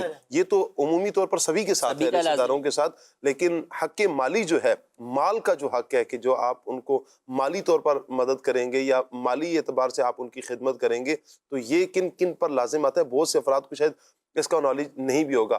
مزید اگر آپ رہنمائی لینا چاہیں تو دارالافتاء اہل سنت سے آ کر رہنمائی لیجیے، اور لازمی طور پر دارالافتاء اہل سنت میں آ کر رہنمائی لیں. اچھا مفتی صاحب، آپ کی طرف ایک سوال بڑھا رہا ہوں. SMS کے ذریعے ایک سوال آیا، کہہ رہے ہیں کہ السلام علیکم ورحمۃ اللہ وبرکاتہ. وعلیکم السلام ورحمۃ اللہ. کہ آپ کی بارگاہ میں سوال ہے کہ کسی نے اگر کسی بچے کا تعویذ کے ذریعے ذہن بند کروایا اور اس کو سبق وغیرہ یاد نہ ہو، تو اس کے بارے میں کچھ ارشاد فرما دیں. کیا ایسا ہو سکتا ہے کہ تعویذ کے ذریعے؟ تعویذ کے ذریعے تو نہیں ہو سکتا. تعویذ تو روحانی ہوتے ہیں، اور روحانی تعویذات میں اس طرح کی چیزیں نہیں ہوتی. بس اوقات سفلی کے عملیات وغیرہ جو ہوتے ہیں، جادو وغیرہ یہ اس طرح کے ہوتے ہیں، تو اس میں اس طرح کی چیزیں جو ہے وہ ہوتی ہیں. لیکن وہ یہ کہ بسا اوقات ہمارے یہاں وہم ہی ہوتا ہے کہ بھئی اس کا کسی نے جو ہے وہ بند کروا دیا ہے، یا اس کے اوپر کسی نے کچھ کروا دیا. ہوتا ہوا تھا کچھ بھی نہیں ہے. بسا اوقات وہ بچہ توجہ نہیں دے رہا ہوتا ہے، یا بسا اوقات واقعی جو ہے وہ ذہنی اعتبار سے کمزور ہوتا ہے. تو لہٰذا جو ہے وہ اس کے، ہاں یہ البتہ ہوتا ہے کہ بسا اوقات نظر لگ جاتی ہے بچوں کو اس معاملے کے اندر، کہ ایک بچہ بہت اچھا پڑھ رہا تھا اور اچانک ہی آپ نے دیکھا کہ وہ بالکل جو ہے وہ پڑھنا اس نے چھوڑ دیا، تو وہ نظر لگ جاتی ہے. تو نظر کی کاٹ جو ہے وہ کروانی ہوتی ہے، تو آپ وہ کاٹ کروا لیں تو انشاءاللہ اللہ پاک جو ہے وہ بہتر فرمائے. اچھا کبھی ہوتا ہے یہ نا مفتی صاحب کہ بسا اوقات ایسے افراد کے اچھے بھلے چل رہے تھے، اچانک ان کا معاملہ یہ ہو گیا کہ آپ پڑھائی میں کمزور ہونا شروع ہو گئے. تو ایسے افراد بھی، چونکہ ہم مسجد کے امام بھی ہیں، تو اس طرح کے آتے رہتے ہیں کہ ہمارا بچہ بہت اچھا تھا، پوزیشنز لے رہا تھا، لیکن اب وہ کمزور ہو رہا ہے.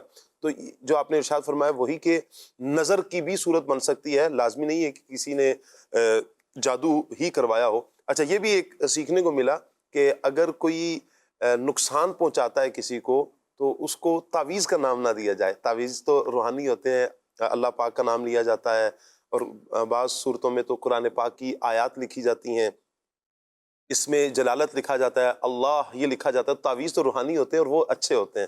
اچھا مفتی صاحب، تعویذ کے حوالے سے چلے بات چلی ہے، تو اس کے حوالے سے بھی آپ ہماری رہنمائی فرما دیں کہ بعض اوقات وسوسہ شیطان کی طرف سے یوں بھی آتا ہے، یا بعض ایسی روایات بھی ملتی ہیں کہ تعویذ جس میں پہننے سے منع کیا گیا، لیکن دوسری طرف ہم دیکھتے ہیں کہ بعض اعتبار سے تو نبی کریم صلی اللہ علیہ وسلم کا عمل بتایا جاتا ہے کہ حضور علیہ السلام نے دعا سکھائی. تو یہ کیا ہے؟ تعویذ کی کہاں تک اجازت ہے اور کون سے تعویذ کی اجازت نہیں ہے؟ اور اگر یہ وسوسہ آ جائے یا کوئی نادانی میں اس طرح کی باتیں کرتے ہیں کہ تعویذ آپ نہیں پہن سکتے، کیا سمجھائیں گے، کیا کہیں گے؟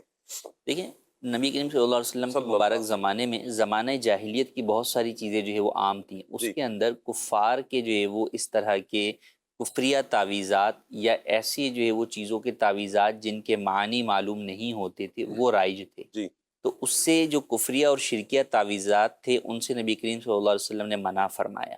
جی باقی اس کے علاوہ جہاں ثبوت ملتا ہے وہاں یہی ہے کہ اللہ کے مبارک ناموں سے، قرآن کریم سے، احادیث طیبہ میں بیان کردہ وظائف کے ذریعے سے جو تعویذات ہیں وہ جائز ہیں، ان کے اندر کوئی حرج نہیں ہے. آج بھی اگر کوئی ایسا تعویذ جو ہے وہ بناتا ہے یا بنواتا ہے جس کا معنی معلوم جو ہے وہ نہیں ہے یا جو ہے وہ دیگر سفلی چیزوں کے ہیں، تو اگرچہ ہمارے عرف میں تعویذ جو ہے وہ نیک اچھا والا تعویذ شمار ہوتا ہے، روحانی چیزوں کا ہی، لیکن اس دور کے اندر دونوں چیزوں کے لیے تعویذ کا لفظ جو ہے وہ استعمال ہوتا تھا، تو اس لیے وہاں پر اس تعویذ سے جو ہے وہ منع کیا گیا. اور آج بھی یہ ہے کہ اگر کوئی بھی ایسا شخص آپ کو لکھ کر جو ہے وہ دیکھتا ہے جو کہ جس کے اندر وہ کفریہ چیزیں جو ہے وہ لکھتا ہے، اسی کو آپ سمجھے جادو جو ہے وہ کہا جاتا ہے، یا وہ کوئی ایسی چیز لکھ کر دیتا ہے کہ جس کا معنی معلوم نہیں ہو رہا، کسی ایسی زبان میں ہے جس زبان کا بھی معنی جو ہے وہ معلوم نہیں ہو رہا، یا اس حرف اور ورڈ کا جو ہے وہ معنی معلوم نہیں ہو رہا، تو پھر بہرحال اس کی اجازت نہیں ہوگی. ٹھیک ہو گیا. مفتی صاحب کیا اس کا اثر ہے، جادو وغیرہ کا اثر ہو سکتا ہے؟ جی بالکل، جادو ہے یا تعویذ یعنی روحانی ہے، دونوں کا اثر جو ہے وہ اپنی جگہ پر موجود ہے. جادو کا بھی اثر ہوتا ہے، نبی کریم صلی اللہ علیہ وسلم پر بھی جو ہے وہ جادو کفار نے، یہود نے جو ہے وہ کروایا تھا، اور اس کا اثر ظاہری طور پہ یہ ہوا کہ آپ علیہ الصلوۃ والسلام جو ہے وہ بیمار جو ہے وہ ہو گئے. اور پھر بہرحال سورہ فلق اور سورہ ناس دونوں صورتیں قرآن کریم کی نازل ہوئیں اور آپ کا وہ جادو جو ہے وہ اس کے ذریعے سے اتارا گیا. تو بہرحال اثر جو ہے وہ جادو کا ہے، اور جادو برحق ہے، ایسا نہیں ہے کہ جادو کچھ بھی نہیں ہے، جادو بہرحال جو ہے وہ موجود ہے. یعنی اس کے ذریعے سب ہم کہہ سکتے ہیں کہ اگر کسی نے دشمنی نکالنی ہے معاذ اللہ تو یوں بھی کیا جا سکتا ہے؟ بالکل جو وہ کیا جاتا ہے، اور پہلے دور کے اندر میں نبی کریم صلی اللہ علیہ وسلم کے ساتھ جو یہود نے کیا تھا وہ حضور سے دشمنی کے طور پہ ہی تو جو ہے وہ کیا تھا. اسی طریقے سے اور دیگر کئی بزرگوں کے بارے میں آتا ہے کہ ان کے ساتھ جو ہے وہ کفار نے وہ ان کے ساتھ اس طرح دشمنی کے طور کے اوپر ان کو نقصان پہنچانے کے لیے ان پہ جادو کروائے. جو مسلمان اللہ نہ کرے، اللہ نہ کرے، اللہ نہ کرے، کوئی مسلمان یہ قدم اٹھاتا ہے مفتی صاحب، آپ انہیں کیا سمجھائیں گے؟ دیکھیں جادو کرنا بھی جو ہے وہ حرام ہے اور کروانا بھی حرام، بلکہ بعض صورتوں میں بلکہ اکثر صورتوں میں کفر ہوتا ہے، کیونکہ جادو میں جو ہے وہ در حقیقت شیطان سے مدد لی جاتی ہے، اور شیطان کو مدد کے لیے پکارا جاتا ہے، اور جو معبودان باطل ہیں ان سے مدد لی جاتی ہے. جی تو یہ معبودان باطل سے مدد لینا یہ بہرحال جو ہے وہ کفر و شرک جو ہے وہ ہوتا ہے.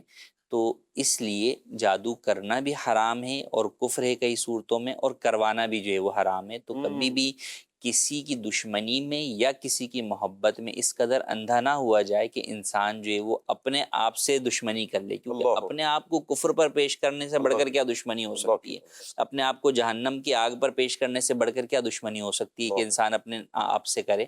تو لہٰذا ہرگز ایسا نہیں کرنا چاہیے، نہ ہی اس طرح کسی کے پاس جانا چاہیے. شاہ صاحب یہاں پر میں ایک بات عرض کروں گا، جیسے بھی بات چل رہی تھی نا، میسج کرنے والے صاحب نے بھی بات کی تھی کہ بھئی ذہن باندھ دیا ہے، تو بعض اوقات اثر جو ہے وہ جادو کا یا کسی کی سفلی کسی نے کروائی ہوتی ہے اس کا اثر نہیں ہوتا ہے.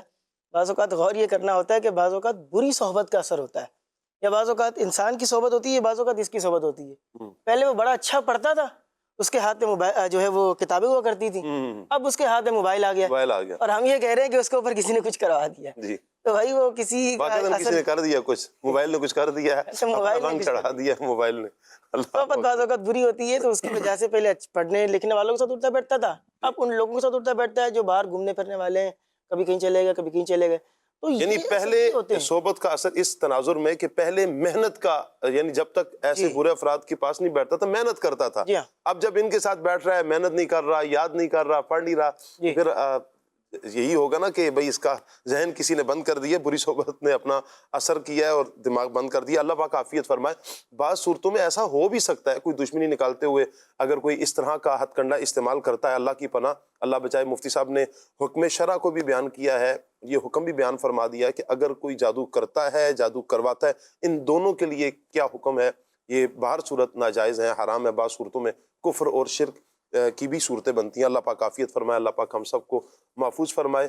اور اللہ پاک سبھی کو دونوں جہانوں کی بھلائیاں عطا فرمائے. ماشاءاللہ ہمارے ساتھ عدنان چشتی صاحب ہوں گے جی. میں عدنان چشتی صاحب کو ویلکم کر لوں. مرحبا جی. السلام علیکم ورحمۃ اللہ وبرکاتہ. ماشاءاللہ. وعلیکم السلام. کیسے ہیں عدنان بھائی؟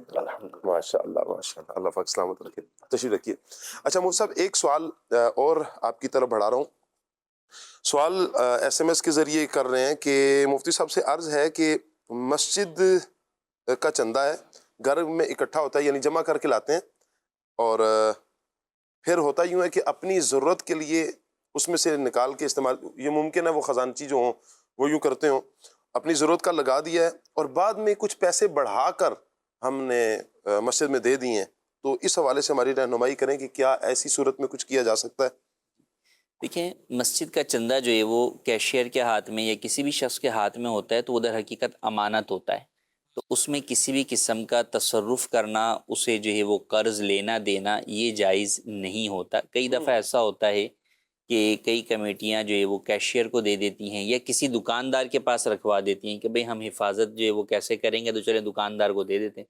دکاندار کہتا ہے میں اپنے کاموں میں استعمال میں لے لوں گا، جب آپ کو چاہیے آ کر مجھ سے لے لیجئے گا. تو ایسا کرنا جو ہے وہ جائز نہیں ہے. اللہ. مسجد کے چندے کو آپ کو اسی طرح محفوظ رکھنا ہوگا. آپ اس کو زیادہ سے زیادہ، اگر مسجد کا اکاؤنٹ ہے تو اس میں تو آپ محفوظ جمع کروا سکتے ہیں، لیکن آپ بہرحال اسے خود اپنے استعمال میں یا کسی دوسرے کے استعمال میں بطور قرض نہیں دے سکتے. ٹھیک ہو گیا. مجھ سے ایک سوال اور آیا ہے، یہ ہیں سلیمان علی بن رحمت علی اتاری. کہہ رہے ہیں جی میرا سوال یہ ہے کہ اگر کسی نے داتا حضور میں اگر کوئی دیگ سیکھنا سیکھی ہو تو کیا گھر میں بنا کر بانٹی جا سکتی ہے؟ اب یہ کہنا کیا چاہ رہے ہیں؟ میں دیگ بسا اوقات یوں ہوتا ہے کہ وہ منت جو ہے وہ مانتے ہیں کہ بھئی داتا صاحب کے مزار کے اوپر میرا فلاں کام ہو جائے تو دیگ جو ہے وہ چڑھاؤں گا. تو اب وہ یہ پوچھ رہے ہیں کہ آیا گھر پر جو ہے وہ شاید کر سکتے دیگ ہیں؟ پکاؤں گا وہاں پر. جی، یہ بھی ہو سکتا پکوا کر جو ہے وہیں پر ہی تقسیم کروائی جاتی ہے. تو دیکھیں شرعی اعتبار سے یہ منت شرعی نہیں ہے، عرفی منت ہے. اور بہرحال کبھی بھی اس طریقے سے اگر منت مانی ہے تو ضروری نہیں کہ آپ اسی مزار پہ جا کر دیگ تقسیم کریں، بلکہ آپ اپنے علاقے کے اندر بھی، اپنے گھر پر بھی جو ہے وہ غریبوں میں یا دیگر لوگوں کے اندر اسے تقسیم کر سکتے ہیں. اس میں کوئی حرج نہیں ہے. صحیح. اچھا مصعب ایک اور سوال ہے. کہہ رہے ہیں جی ہماری اکیڈمی میں اکثر مواقع پر سورہ یاسین شریف کی تلاوت کی جاتی ہے جن میں اسکول کے اسٹوڈنٹس بھی ہوتے ہیں، تو وہ شوز پہن کر سورہ یاسین پڑھ لیتے ہیں یا سن بھی لیتے ہیں، تو اس طرح ہم تلاوت قرآن کر سکتے ہیں یا نہیں؟ جی ہاں، تلاوت قرآن کریم جو ہے وہ اس طرح کی جا سکتی ہے کہ آپ نے شوز پہنے ہوئے ہیں تو اس صورت کے اندر تلاوت قرآن کریم آپ کر سکتے ہیں. ٹھیک ہو گیا. اللہ پاک آپ کو سلامت رکھے. ایک کال لیتے ہیں، ہم آگے بڑھتے ہیں انشاءاللہ.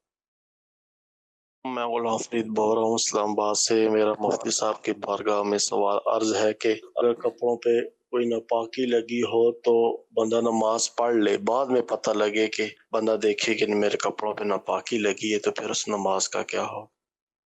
جی مصعب. ناپاکی اگر کپڑوں کے اوپر لگی ہے، نماز کے فوراً بعد آپ کو نظر آ گیا، تو ایسی صورت کے اندر پھر آپ کو بہرحال اگر وہ ناپاکی اتنی ہے جس کی وجہ سے نماز نہیں ہو سکتی تو آپ کو وہ پاک کر کے اس نماز کو دوبارہ دہرانا ہوگا. اور ایک یہ ہے کہ آپ کو کافی دیر کے بعد جا کے نظر آئی، پورے دن کی نمازیں پڑھنے کے بعد آپ کو جو ہے وہ رات میں دیکھا آپ نے کپڑوں کے اوپر جو ہے وہ ناپاکی جو ہے وہ لگی ہوئی ہے، تو اب اس کا یہ مطلب نہیں ہے کہ یہ آپ نے جو ہے وہ صبح سے جو ہے وہ جتنی نمازیں پڑھی ہیں وہ ساری جو ہے وہ نہیں ہوئیں، بلکہ پھر یہ دیکھا جاتا ہے کہ قریب ترین وہ کیا چیز ہے، وہ نجاست کیا لگی ہے جس سے آپ کو اندازہ ہو.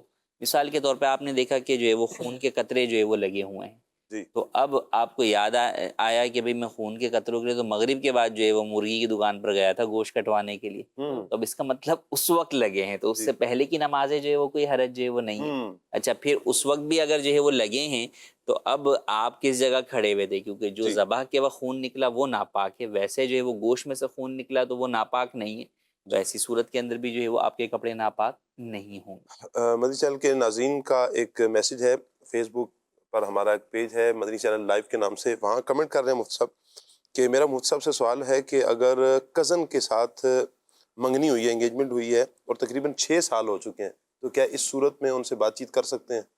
دیکھیں کزن ہو یا جو ہے وہ کزن نہ ہو، بہرحال منگیتر جو ہے وہ اجنبی اور اجنبیہ ہی ہیں، نامحرم ہے. اچھا نامحرم ہے جبھی تو آپ کی شادی ہو رہی ہے، محرم ہوتے تو شادی حرام ہوتی ان سے، تو آپ کا بہرحال ان سے بات چیت کرنا جو ہے وہ جائز نہیں ہے. تو شادی سے پہلے، نکاح سے پہلے جو ہے وہ منگیتر سے کسی بھی قسم کی بات چیت کرنے کی شرعاً اجازت نہیں۔ نہیں ہے۔ چلیں جی، کال دیجیے گا۔ مفتی صاحب میرا یہ سوال ہے، موبائل پر غیر ضروری ویڈیوز دیکھنا گناہ ہے؟ اس کے حوالے سے کچھ ارشاد فرما دیں۔ غیر ضروری ویڈیو، دیکھیں غیر ضروری ویڈیو عام طور پر آپ بولیں کہ ویڈیو دیکھیں آپ اور جو ہے وہ گناہ جو ہے وہ نہ ہو، یہ بہرحال جو ہے وہ ناممکن سی بات ہی ہے کہ آپ جو ہے نا غیر ضروری ویڈیوز بھی دیکھیں اور اس کے اندر میوزک بھی نہ ہو، اس کے اندر عورت بھی نہ ہو، اس کے اندر بے پردگی بھی نہ ہو، اس کے اندر کانٹینٹ بھی جو ہے وہ ایسا نہ ہو جو گناہ والا جو ہے وہ ہو، تو ایسا عام طور پہ ہوتا نہیں ہے۔ تو یہ تو سمجھیں کہ آپ ایک ایسی چیز تصور کر رہے ہیں جو ہوتی نہیں۔ بالفرض اگر کوئی جو ہے وہ واقعی ایسی کوئی ڈھونڈ کر نکال بھی لے تو بہرحال پھر گناہ نہیں ہوگا، لیکن بہرحال وقت کا ضیاع، آپ کا جو ہے وقت کا ضیاع ہے اور فضول میں مصروفیت ہے، لغو کے اندر جو ہے وہ آپ کا جو ہے وہ انہماک ہے۔ پھر بسا اوقات یہ چیز، اس چیز کی عادت انسان کو گناہ والی ویڈیوز کی طرف لے جاتی ہے۔ اور پھر تیسری بات آتی ہے کہ اس چیز میں انہماک کی وجہ سے آپ نماز، جماعت، ان چیزوں سے جو ہے وہ آپ رہ جاتے ہیں۔ تو یہ چیز گویا کوئی بھی ایسا کھیل یا کوئی بھی ایسی آپ کی دنیاوی مصروفیت ہوتی ہے کہ جو آپ کو پھر آپ کے حقوق واجبات سے دور کر دیتی ہے۔ جی، تو جو آپ کو فرائض و واجبات سے دور کر دے تو بھی اس کے اندر جو ہے وہ آپ کو شامل ہونے کی اجازت نہیں ہوتی۔ ٹھیک ہو گیا۔ اچھا مفتی صاحب، ایک اور سوال ہے، چلیں سوال لینے سے پہلے ہم ایک کال لے لیتے ہیں، کال کے بعد انشاءاللہ پھر ایس ایم ایس پر آتے ہیں۔ جی کال دیجیے۔ سوال یہ ہے صاحب کہ میں نے میری والدہ نے ایک سونار سے کچھ مال لیا تھا سونے کا، وہ ادھار ہو گیا تھا تھوڑا۔ اچھا وہ ادھار جو ہے نا میری والدہ فوت ہو گئی ہے تو میں نے صرف خیرات کر دیا ہے، لیکن وہ بندہ جس کو دینا تھا وہ بھی فوت ہو چکا ہے، میں نے پتہ کرایا اس کا، لیکن میں نے سمجھا بہتر ہے کہ وہ خیرات اس کے نام پہ خیرات کر دیا ہے۔ کیا وہ خیرات ہو گئی، اس کی قرض ادا ہو جائے گا؟ کسی کا قرضہ اگر آپ کے اوپر ہے تو اس کے انتقال کے بعد خیرات کرنے سے قرضہ ادا نہیں ہوگا، آپ کو وہ رقم اس کے ورثاء کو دینی ہوگی۔ تو یہ یاد رکھیں جس کا بھی پیسہ ہے وہ آپ یا تو اس تک پہنچائیں گے، اور وہ اگر انتقال کر گیا ہے تو آگے اس کے ورثاء تک جو ہے وہ پہنچائیں گے۔ ورثاء کے اندر بیوہ بھی ہوتی ہے، والدین بھی ہوتے ہیں، بیٹا بیٹی بھی جو ہے وہ ہوتے ہیں۔ اچھا کئی دفعہ یہ ہوتا ہے کہ آپ سارے ورثاء کو نہیں جانتے، کسی ایک وارث کو جانتے ہیں، تو کسی ایک وارث کو جانتے ہیں اور آپ کو اعتماد ہے کہ یہ وارث دیگر ورثاء تک پہنچا دے گا، تو آپ جو ہے وہ اس کے حوالے کر دیں کہ بھئی یہ آپ کے والد کا قرضہ تھا تو یہ آپ لے لیں، اور یہ جو ہے وہ آپ کے تمام ترکے میں جائے گا اور آپ تمام ورثاء میں تقسیم کر لیجئے گا۔ تو یوں بہرحال جو ہے وہ آپ کو ان کے ورثاء تک پہنچانا ہوگا، جبھی بری الذمہ ہوں گے۔ صدقہ و خیرات کرنے سے آپ بری الذمہ نہیں ہوں گے۔ ٹھیک ہو گیا۔ مفتی صاحب اگر ورثاء مل ہی نہیں رہے اب کیا کریں گے؟ دیکھیں ورثاء عام طور پر تو جو ہے وہ مل جاتے ہیں، ایسا بہت کم ہوتا ہے کہ ورثاء نہیں ملتے۔ لوگ اپنے ذہنوں میں یہ سمجھے ہوتے ہیں کہ یار اس کی اولاد نہیں ہے تو اس کا مطلب وارث ہی نہیں ہے۔ جی، تو اولاد کے علاوہ بھی ورثاء ہوتے ہیں، بہن بھائی بھی کئی دفعہ وارث بن رہے ہوتے ہیں، کئی دفعہ بھتیجے وارث جو ہے وہ بن رہے ہوتے ہیں۔ جی، تو بہرحال ورثاء کو تلاش کر کر ان تک پہنچانا یہ ذمہ داری ہے۔ تو اس میں جو ہے وہ تھوڑی آپ کو اگر مشقت بھی برداشت کرنی پڑے تو مشقت برداشت کریں اور ورثاء تلاش کریں تو مل جاتے ہیں عام طور پر۔ کیا بات ہے۔ ایک اور کال دیجیے گا۔ میرا نام گلفام ہے، مفتی صاحب سے یہ سوال ہے، نماز میں سستی والا کب گناہ گار ہوتا ہے؟ نماز میں سستی، نماز میں سستی جب جو ہے وہ آپ کی جماعت فوت ہو جائے یا نماز قضا ہو جائے تو یہ گناہ والی صورت جو ہے وہ بن جائے گی۔ ایک یہ ہے کہ اس سے پہلے سستی ہے تو وہ سستی یوں کہ آپ جلدی نہیں پہنچے۔ ہاں کئی دفعہ ایسا ہوتا ہے کہ سنت موقدہ کے ترک کرنے کی وجہ سے بھی آپ جو ہے وہ گناہ گار جو ہے وہ ہو رہے ہوتے ہیں۔ وہ اس کا سبب کیا ہوتا ہے؟ اس کا سبب سستی ہی ہوتا ہے۔ تو سستی در حقیقت اسباب میں سے ہے جو آپ کو گناہ کی طرف لے جانے کا سبب بن جائے۔ صحیح۔ مجھے مفتی صاحب اس سوال سے نا اپنا ایک بات یاد آ گئی ہے۔ میں چھوٹا ہوتا تھا تو قرآن پاک پڑھنے کے لیے جب جاتا تھا تو وہاں ایک مرتبہ میں نے سن لیا، اپنی نانوں کے پاس پڑھتا تھا، رشتے میں نانوں لگتی ہیں، تو پھر خالہ نے بتایا کہ نماز میں سستی کرنا نا تو یوں ہے، گناہ ہے، سستی نہیں کرنی چاہیے۔ تو میں نے کہا اچھا نماز میں سستی گناہ ہے؟ میں اب جیسے میں نماز پڑھوں نا تو جلدی پڑھوں، جلدی رکو، جلدی سجدہ، سستی نہیں کرنی۔ وہ بعد میں پتہ چلا کہ نماز سستی سے کیا مراد ہے، کہ نماز کو چھوڑ دینا، جماعت معاذ اللہ جماعت کسی کی چھوٹ جائے یہ مراد ہے، لیکن بچپنا تھا، اللہ پاک معاف فرمائے، اللہ رحمت کی نظر فرمائے۔ عدنان بھائی ہمارے ساتھ ہیں۔ عدنان بھائی بہت شکریہ آپ کا، اللہ آپ کو جزائے خیر عطا فرمائے۔ موضوع ہے ہمارا قدر کریں۔ میں چاہوں گا کہ والدین کی قدر کے حوالے سے آپ کچھ ارشاد فرمائیں۔ بسم اللہ الرحمن الرحیم۔ نبی پاک صلی اللہ تعالیٰ علیہ وآلہ وسلم کی مبارک تعلیمات ہمیں ہر وہ شے جو قابل قدر ہے، جو قابل عزت ہے اللہ تبارک تعالیٰ کی بارگاہ میں اور اس کے پیارے نبی صلی اللہ تعالیٰ علیہ وآلہ وسلم کی بارگاہ میں اس کی قدر کرنے کا اسلام، شریعت اور نبی پاک علیہ السلام کی تعلیمات ہمیں حکم دیتی ہیں، تو انہی میں سے ایک والدین بھی ہیں۔ عدنان بھائی مفتی صاحب ہمارے رخصت ہو رہے ہیں، رخصت کرتے ہیں، پھر انشاءاللہ آپ سے اس ٹاپک پر لیتے ہیں۔ جزاک اللہ۔ السلام علیکم ورحمۃ اللہ۔ بہت شکریہ آپ کا، اللہ آپ کو جزائے خیر عطا فرمائے۔ بہت نوازش صاحب۔ السلام علیکم۔ جی عدنان بھائی معذرت چاہتا ہوں، آپ کی بات میں نے روک لی۔ نبی کریم صلی اللہ تعالیٰ علیہ وآلہ وسلم نے خود بھی اپنے عمل کے ذریعے بھی کہ والدین کس قدر قابل عزت، قابل احترام ہیں، نبی پاک علیہ السلام نے اپنی رضائی والدہ کے ساتھ حسن سلوک کر کے عمل کے ذریعے بھی بتایا، اور اسی طرح قرآن مجید فرقان حمید میں اللہ تبارک و تعالیٰ نے بھی والدین کی قدر، اکرام، احترام، ان کا شکریہ ادا کرنا، ان کی تعظیم کرنا، توقیر کرنا، ان کے ساتھ کس انداز میں بولنا ہے، کون سے الفاظ سے اجتناب کرنا ہے اور کس انداز سے رکنا ہے، یہ سب کا سب اللہ تبارک و تعالی نے قرآن مجید میں بیان فرمایا ہے۔ ہر وہ کلمہ، ہر وہ لفظ جو والدین کے لیے تکلیف کا باعث بنے، ہر وہ انداز جو والدین کے لیے تکلیف کا باعث بنے، شریعت اسلام اسے پسند نہیں کرتی، نبی پاک صلی اللہ تعالیٰ علیہ وآلہ وسلم نے اس سے منع فرمایا۔ آپ دیکھیے انسان کا، مسلمان کا جو ایک زندگی گزارتا ہے، اس کے اندر ایک مقصد اللہ تبارک تعالیٰ کی رضا کے ساتھ ساتھ جو اس کا اختتام ہوتا ہے، جس کو اللہ کی رضا ملے گی اس کو اللہ کی رضا کا ٹھکانہ اور مقام میسر آئے گا، اور وہ جنت ہے۔ واہ واہ واہ واہ۔ نبی پاک صلی اللہ تعالیٰ علیہ وآلہ وسلم نے والدین کی بندہ قدر کرے، مسلمان جو اولاد ہے وہ اپنے والدین کا اکرام کرے، احترام کرے، اس کو اتنا بڑا مقام اور مرتبہ بیان فرمایا نبی پاک علیہ السلام نے، فرمایا والدہ کے قدموں کے تلے جنت ہے۔ وہ جس کو رب کی رضا کی صورت میں بندہ تلاش کر رہا ہے، اس کا ایک ذریعہ اور سبب رب کی رضا پانے کا والدہ کو بنا دیا، تاکہ بندہ اسے بوجھ نہ سمجھے، بلکہ وہ جو رب کی رضا کی صورت میں جنت کا طلبگار ہے، فرمایا والدہ کی قدر کرے گا، اکرام کرے گا، احترام کرے گا، بات مانے گا، اللہ کریم جنت عطا فرمائے گا۔ گھر میں ہی جنت گویا کہ عطا فرما دی۔ اچھا، اب والدہ کا یہ مقام ذکر کر دیا، ساتھ میں والد کو بھی چھوڑا نہیں گیا۔ بعض وہ لوگ جو یہ سمجھتے ہیں کہ بھئی یہ بات بہت عام ہے، تقریباً سب کو پتہ ہوتی ہے کہ ماں کے قدموں تلے جنت، لیکن بعض لوگ یہ سمجھتے ہیں کہ شاید والد کا مقام ویسا نہیں ہے، یا والد کے ساتھ حسن سلوک کا وہ اجر، وہ ثواب نہیں ہے، ماں کے تو قدموں تلے جنت ہے۔ دیکھیں یہاں سمجھانے کے لیے ایک بات عرض کرتا ہوں، والدہ کے قدموں تلے جنت ہے، جنت میں جانا کس سے ہے؟ دروازے سے گزر کے جانا ہے، جنت کا دروازہ ہے۔ نبی پاک صلی اللہ تعالیٰ علیہ وآلہ وسلم نے فرمایا تمہارا والد جنت کا درمیانی سینٹرل دروازہ ہے۔ جس جنت میں جانا ہے، جو والدہ کے قدموں تلے ہے، اس جنت میں جانے کے لیے آپ کو دروازے سے گزرنا ہے، اور وہ دروازہ بھی نبی پاک علیہ السلام نے بتا دیا، وہ تمہارا والد ہے۔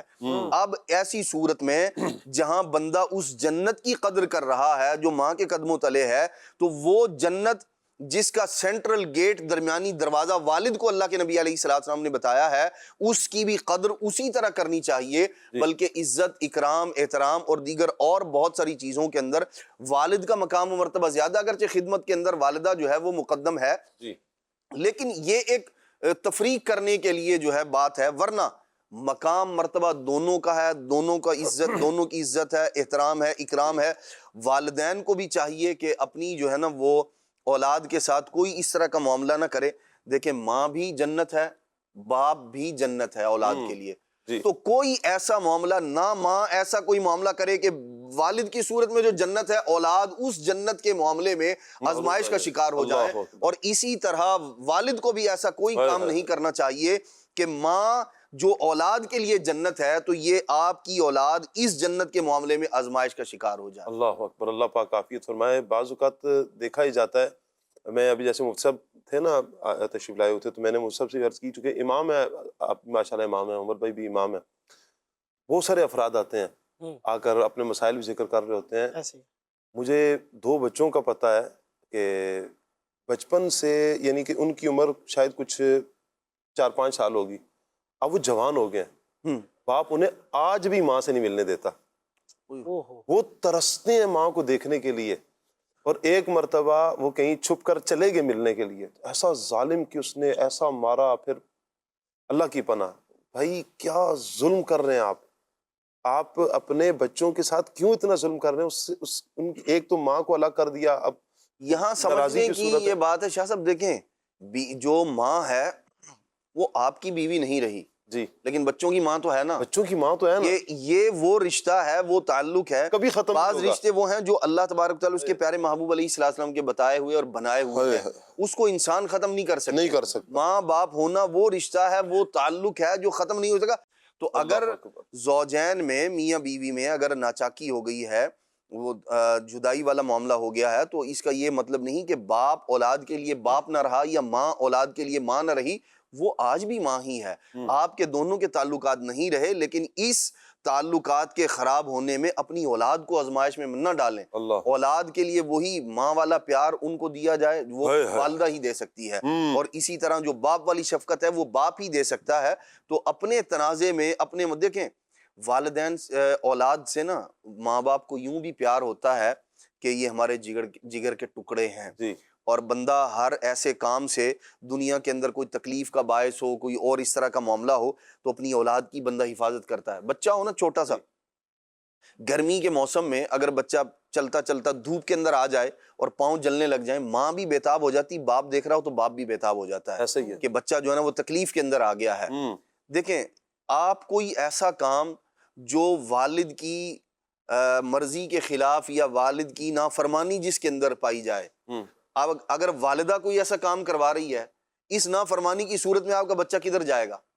اللہ اکبر. اللہ تبارک و تعالیٰ کی ناراضی کا سبب بنے گا یہ کام، اور اس پر اس کو سزا ملنی ہے. تو اولاد کے ساتھ پیار کا، محبت کا تقاضا تو یہ ہے کہ آپ اسے ایسا کام نہ بولیں جس کو کر کے یا جس کو نہ کر کے وہ رب کو ناراض کرنے والا نہ بن جائے. ورنہ یہ بچہ جس کو دھوپ میں جانا برداشت نہیں کر سکتے، دوزخ میں آپ کی وجہ سے، آپ کے کہے ہوئے کام کی وجہ سے جا رہا ہوگا. اس لیے ایسا کام نہ کریں. ایسے ہی والد کو چاہیے وہ بھی اپنی اولاد کے ساتھ محبت پیار کا تعلق یوں قائم رکھے کہ اگر آپ کی جدائی ہو گئی ہے، اس طرح کا معاملہ ہو گیا، اولاد کو اس معاملے کے اندر نہ ڈالیں. اس کے لیے وہی حکم، اور اولاد کے لیے بھی وہی حکم ہے جو شریعت نے بتا دیا ہے. اس کے لیے بندہ جو ہے وہ رہنمائی حاصل کرے اور پھر اس کے مطابق عمل کرے انشاءاللہ. بہت پیاری بات کی آپ نے. پوری بات کا میں اگر خلاصہ عرض کروں نا، کہ یہ جو آپ نے بالخصوص یہ 2 باتیں کی نا، والد وہ کام نہ کرے کہ جس کی وجہ سے بچہ آزمائش میں آ جائے، نہ ماں وہ کام کرے کہ جس کی وجہ سے بچہ آزمائش میں آ جائے. اللہ نہ کرے کہ کبھی اس طرح جدائی کی صورت ہوتی ہے، بعض اوقات بچے چلے جاتے ہیں کیونکہ ماں اپنی پرورش میں لے لیتی ہے، پھر ایک وقت آتا ہے جب تک وہ بالغ ہونا ہے، جوان ہونا ہے، پھر اس کے بعد اختیار کی صورت بنتی ہے. لیکن اس دوران ہی ذہن اتنا بنا دیا جاتا ہے کہ وہ ساری زندگی باپ کو، میں ایسے افراد کو بھی جانتا ہوں، ساری زندگی وہ باپ کو دیکھنے کے لیے اولاد تیار نہیں ہوتی. اور وہ کیا ہے، میرے باپ نے ظلم کیا. اچھا اگر حقیقت دیکھی جائے تو شاید اس کے برعکس ہوگا، باپ تو تڑپ رہا ہوگا اپنی اولاد کو دیکھنے کے لیے. یک طرفہ بات ہوتی ہے، چھوٹا بچہ اس کو فیڈ جو کریں گے وہ وہی کھائے گا. ایسے ہی ہے. تو اگر خاندان والوں نے یہ مثال کے طور پر یہاں جہاں ننیال میں ان کی پرورش ہو رہی ہے، اگر یہ اسی طرح کی باتیں کریں گے، اور یہ اس کی وجہ کیا ہے، یہ سارے کا سارا لا علمی کی وجہ سے ہے، حالت کا قصور ہے. ورنہ اگر اس طرح کا معاملہ ہو جائے تو چاہیے یہ کہ بندہ معلومات حاصل کرے، بھئی ہمارا یہ معاملہ ہو گیا ہے، اب اولاد کے معاملے میں شریعت ہماری کیا رہنمائی کرتی ہے، دونوں کو ہم کیا کریں. والد کو بھی چاہیے رہنمائی حاصل کرے، والدہ کو بھی چاہیے رہنمائی حاصل کرے. اگر اولاد والد کے پاس ہے، اس کو بھی معلومات لے کر جو شریعت کا حکم ہے والدہ سے ملوانے کے حوالے سے اس پر وہ عمل کرے. اور اگر والدہ کے پاس بچے ہیں تو والد ان کا حق ہے، ظاہر سی بات ہے، ملنے کا، دیگر جو معاملات ہیں اس پر عمل کرے. شریعت پر عمل کرنے میں آسانی ہی آسانی ہے، خیر ہی خیر ہے. اللہ اکبر. اللہ پاک برکتیں عطا فرمائے. عدنان بھائی آپ کی کچھ کالز ہیں، آئیے کال لیتے ہیں. بہت ہی پیارا سلسلہ ہے. سید صاحب مجھے یہ کلام سنا دے. حقیقت میں وہ لطف زندگی پایا نہیں کرتے. کیا بات ہے جی، بڑی پیارے یہ کلام کی آپ نے فرمائش کی. خوش رہیں، آباد رہیں. ایک اور کال لے رہے ہیں ہم. میرا نام احمد علی ہے اور میں ضلع اکاڑا کے شہر دیپال پور سے عرض کر رہا ہوں. ماشاء اللہ کھلے آنکھ صلی اللہ کہتے کہتے کا سلسلہ جاری ہے. نعت خواں بھائی سے عرض ہے کہ مجھے یہ والا کلام سنا دیں. سیر گلشن کون دیکھے دشت طیبہ چھوڑ کر. جزاک اللہ خیرہ. آمین آمین آمین.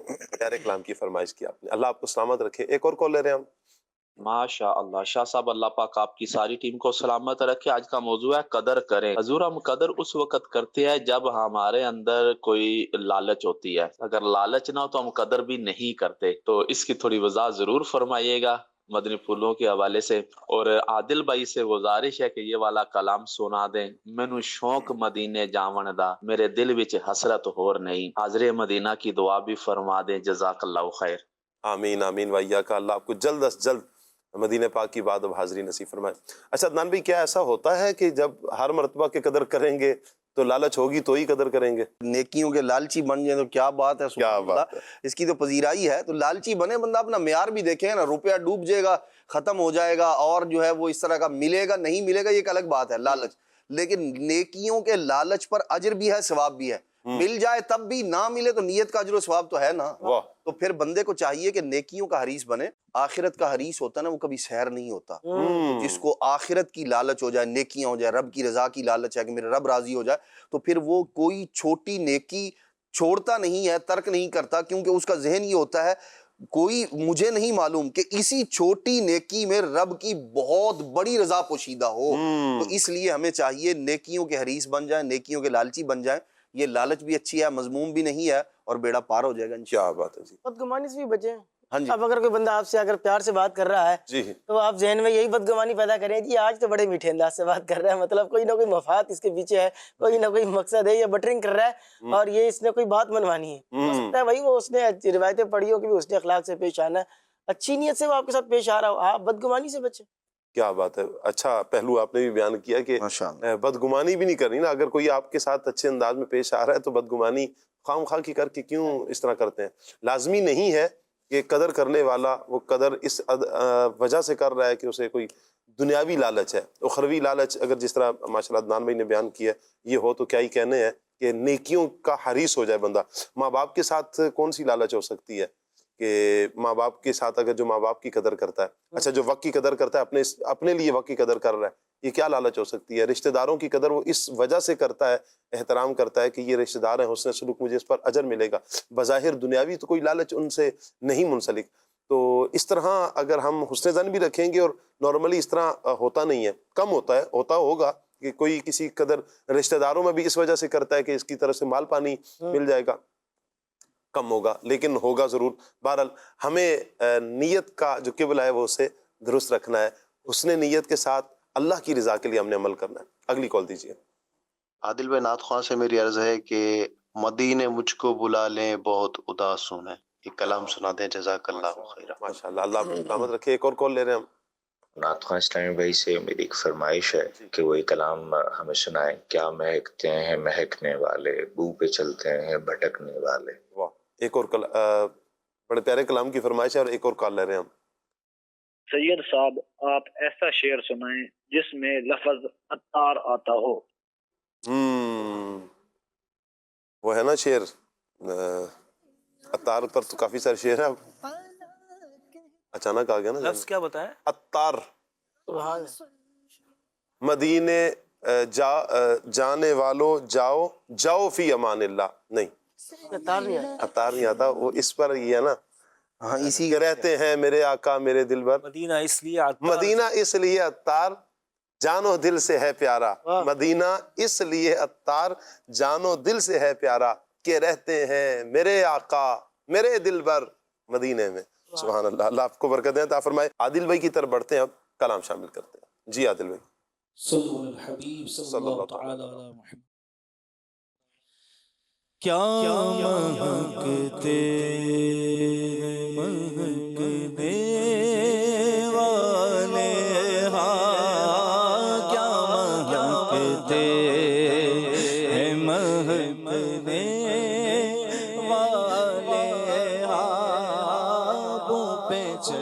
بچے ہیں بھٹکنے والے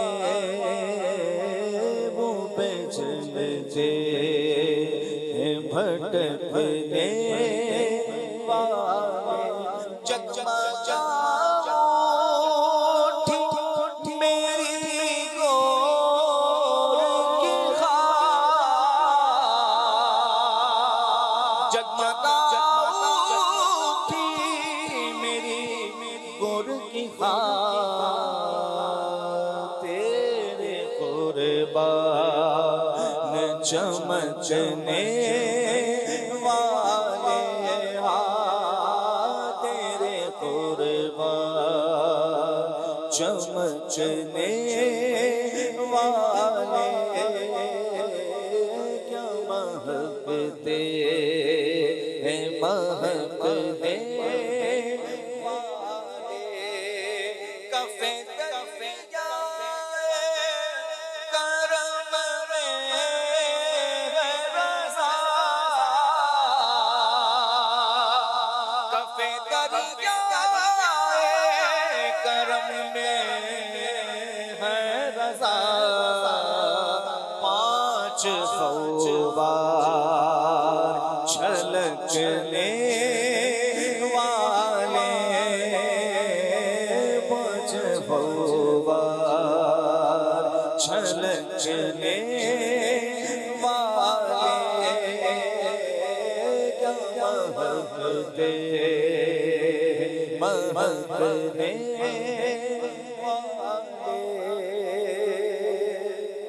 حقیقت میں وہ لطف زندگی پایا نہیں کرتے حقیقت میں وہ لطف زندگی پایا نہیں کرتے جو یاد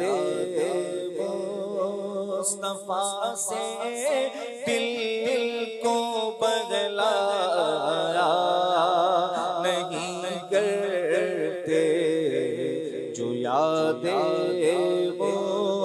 مصطفیٰ سے دل کو بدلایا نہیں کرتے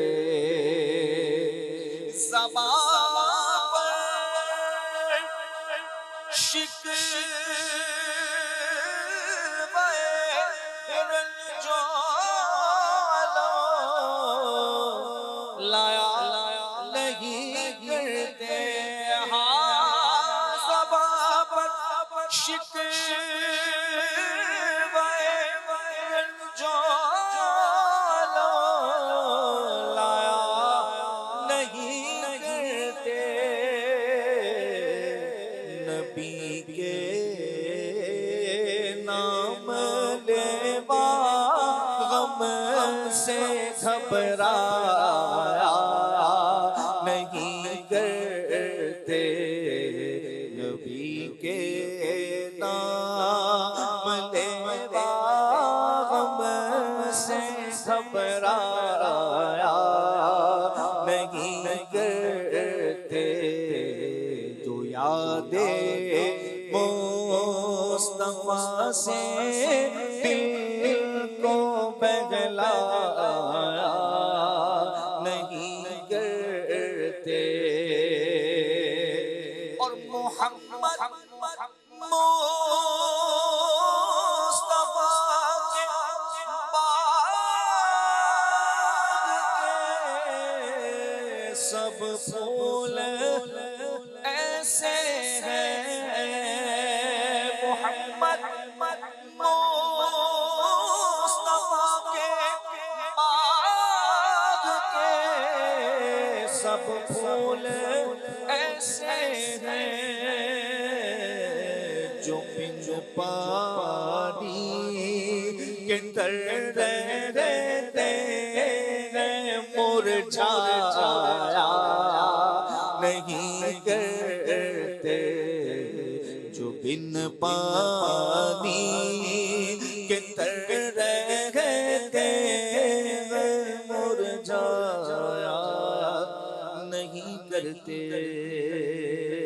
اللهم بلغنا رمضان اللهم بلغنا رمضان اللهم بلغنا رمضان اللهم بلغنا رمضان اللهم بلغنا رمضان اللهم بلغنا رمضان مرحبا پھر آمد رمضان ہے مرحبا سچ مرحبا پھر آمد رمضان ہے کھل اٹھے مرجھائے دل تازہ ہوا ایمان ہے اللہم بلغنا رمضان اللہم بلغنا رمضان اللہم بلغنا رمضان اللہم بلغنا رمضان یا خدا ہم عاصیوں پر یہ بڑا احسان ہو یا خدا ہم عاصیوں پر یہ بڑا احسان ہو زندگی میں پھر عطا ہم کو کیا رمضان ہے اللہم بلغنا رمضان اللہم بلغنا رمضان اللہم بلغنا رمضان اللہم بلغنا رمضان یا الہی تو مدینے میں کبھی رمضان دکھا یا الہی تو مدینے میں کبھی رمضان دکھا یا الہی تو مدینے میں کبھی رمضان دکھا مدتوں سے دل میں یہ عطار کے ارمان ہے اللہم بلغنا رمضان اللہم بلغنا رمضان اللہم بلغنا رمضان اللہم بلغنا رمضان میرے مشکل کشا قلندر لا میرے مشکل کشا قلندر لا شاہ جود و سخا قلندر لا اس طرف بھی ذرا نگاہیں کرو اس طرف بھی ذرا نگاہیں کرو ہے لگا آسرا قلندر ہے لگا آسرا قلندر شاہ جود و صفا قلندر لا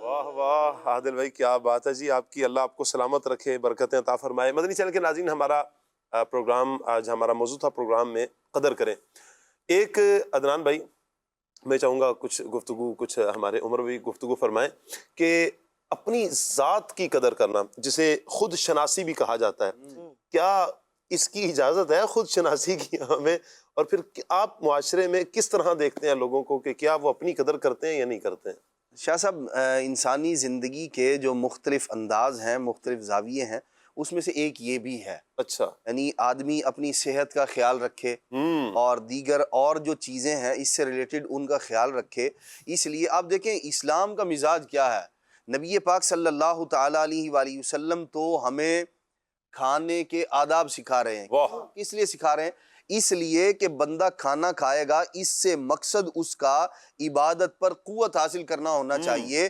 ان چیزوں سے ایوائڈ کرے گا رکے گا چھوڑ دے گا جو چیزیں اسے نقصان دینے والی ہیں اس کی عبادت کے اندر خلل نہ آئے دیکھیں صحت کا خیال رکھنا اپنا جو دیگر اور چیزوں کا خیال رکھنا، یہ کس لیے ہے؟ اس لیے ہے تاکہ میں اچھے انداز میں اپنے رب کی رضا والے کام کر سکوں، عبادت کر سکوں۔ جیسے روزہ دار آدمی ہے، روزہ رکھے گا، اب کھانے پینے میں احتیاط کرتا ہے، کس لیے؟ تراویح پڑھنی ہے، اس نے قرآن مجید سننا ہے، دیگر اور عبادات ہیں، نمازیں ہیں، ان کا اس نے اہتمام کرنا ہے۔ تو ان چیزوں میں رکاوٹ بننے والی جو چیزیں ہیں، جو اشیاء ہیں، ان سے آدمی اپنے آپ کو بچائے گا۔ تو یوں اپنے آپ کی قدر اس انداز میں کریں کہ میں اپنے خالق و مالک کا بندہ ہوں، اس نے مجھے عبادت کا حکم عطا فرمایا ہے، اور اس عبادت میں جتنی رکاوٹیں ہیں وہ کام ہیں، کھانا پینا ہے، فضولیات ہیں، اور جو چیزیں ہیں، ان سب سے میں نے اپنے آپ کو بچانا ہے۔ اور جب اپنی صحت کو اچھا رکھے گا، ظاہر سی بات ہے اس قدر ڈٹ کے کھا لینا، جس بات کا یقین ہو کہ اب میں بیمار ہو ہی جاؤں گا، اتنا تو ڈٹ کے کھانے کی شریعت اجازت ہی نہیں دیتی۔ یہ ہے خود شناسی، اپنے آپ کو بچانا۔ اچھا عدنان بھائی، شادی میں گئے ہیں، 500 ڈشیں سامنے رکھی ہیں، آپ کیا کہتے ہیں میں بس 1-2 لقمے چاول کے لے لوں اور بس ختم؟ یہ نہیں کہہ رہے 500 سے 500 کھائیں، لیکن مسئلہ یہ ہے کہ جب آپ نے 500 کھانی ہے تو پھر اس بات کا خیال رکھیں کہ وہ 500 مل ملا کے اتنی ہوں جتنی آپ ایک پیٹ بھر کر کھایا کرتے تھے، کیونکہ پیٹ میں تو اتنی گنجائش ہے۔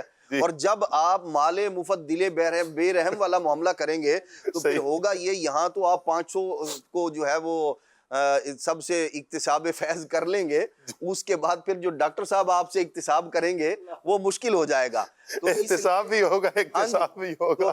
اسلام بڑا پیارا اور ستھرا دین ہے، ہمیں ہر چیز اعتدال کے اندر رہنے کا جو ہے وہ نبی پاک علیہ السلام نے ارشاد فرمایا۔ آپ دیکھیں سارے کلو وشربو ولا تسرفو، سارے کا سارا جو فلسفہ ہے طب کا وہ اس کے اندر بیان کر دیا گیا۔ کھاؤ پیو اور بے جا خرچ مت کرو، اسراف مت کرو، کھانے کے اندر بھی بے جا جو کھانا ہے وہ نہ ہو، جو ضرورت ہے اسی کو کیا جائے۔ اچھا، اس سے آگے بڑھ کر آپ دیکھیں اپنی خود شناسی یا اپنا خیال رکھنا، عبادت کے معاملے میں بھی اپنا خیال رکھنے کا حکم دیا گیا ہے۔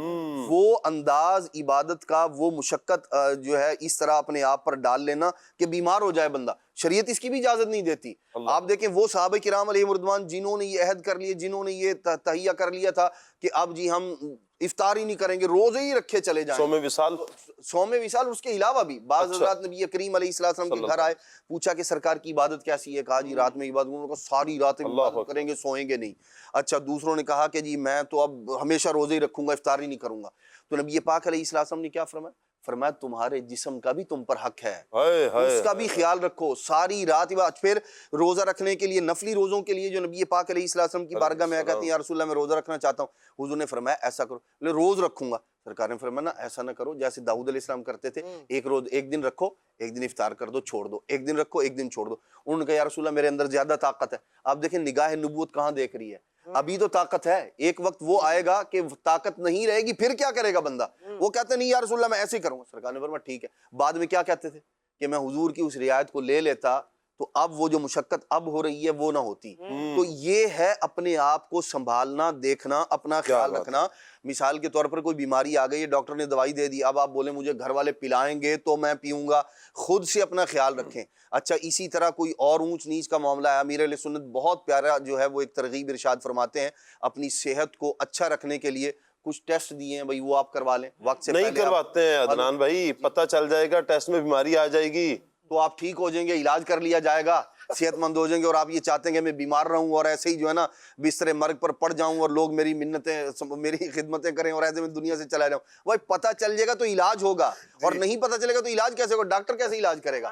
بلڈ پریشر تیز ہے، پتہ لگ جائے گا تیز ہے، اور تیز ہو جائے گا؟ نہیں، اور تیز نہیں ہوگا، یہ ذہن ہے، ٹھیک ہو جائے گا۔ مسئلہ یہ ہے بلڈ پریشر پہلے ہی شوٹ تھا، اوپر سے آپ نے شکنجبین کا گلاس پی لیا، اس کے اندر نمک تیز تھا، اس کے بعد کیا ہوگا؟ نہیں پتہ چلا، اب پتہ چلے گا کہ جو نہیں پتہ چلوایا۔ تو بھائی پتہ چلے گا تو احتیاط کرے گا نا، شوگر ہو گئی ہے تو اب احتیاط کرے گا، میٹھی چیزوں سے اوائڈ کرے گا۔ اور اگر نہیں پتہ تو پھر آدمی جو ہے جو آئے فنا در فنا والا معاملہ ہوگا، پھر اس کے بعد آپ خود بھی فنا ہو جائیں گے۔ اللہ اکبر، اللہ پاک عافیت فرمائے۔ اپنی صحت کا خیال رکھیں، اپنا بھی خیال رکھیں، جیسے اپنے بچوں کا خیال رکھتے ہیں اس سے بڑھ کر اپنا خیال رکھیں۔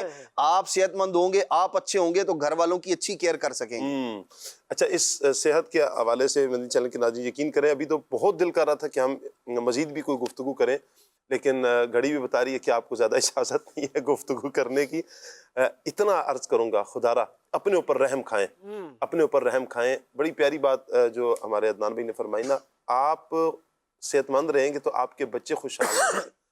نیند تک پوری نہیں کرتے ہیں یار, اتنا اوور ٹائم, اتنا کیا کرنا ہے کہ بس دنیا دنیا دنیا, مال مال مال, اس کے پیچھے لگ کر اپنی فکر ہی چھوڑ رہے ہیں.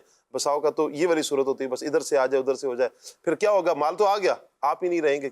لوگوں نے کر لیا, وہ ڈاکٹروں کے لیے کیا, جو جمع کیا ہے وہ ڈاکٹروں کے لیے, جو چھوڑا ہے تو وہ پیچھے وہ رسائل استعمال کریں گے. اپنی صحت کی فکر کریں گے تو انشاءاللہ خیر ہوگی, عافیتیں ملیں گی انشاءاللہ. اللہ پاک سے دعا ہے اللہ ہم سب کو ہر اعتبار سے ہر نعمت کا قدرداں بنائے, آمین. بجاہ خاتم النبیین صلی اللہ علیہ وسلم. سبحانک اللہم و بحمدک, اشہد ان لا الہ الا انت, استغفرک و اتوب الیک. بڑھتے ہیں صلاۃ والسلام. یا نبی سلام علیکہ, یا رسول سلام علیکہ, یا حبیب سلام علیکہ, یا حبیب سلام علیکہ, صلوات اللہ علیکہ, صلوات اللہ علیکہ.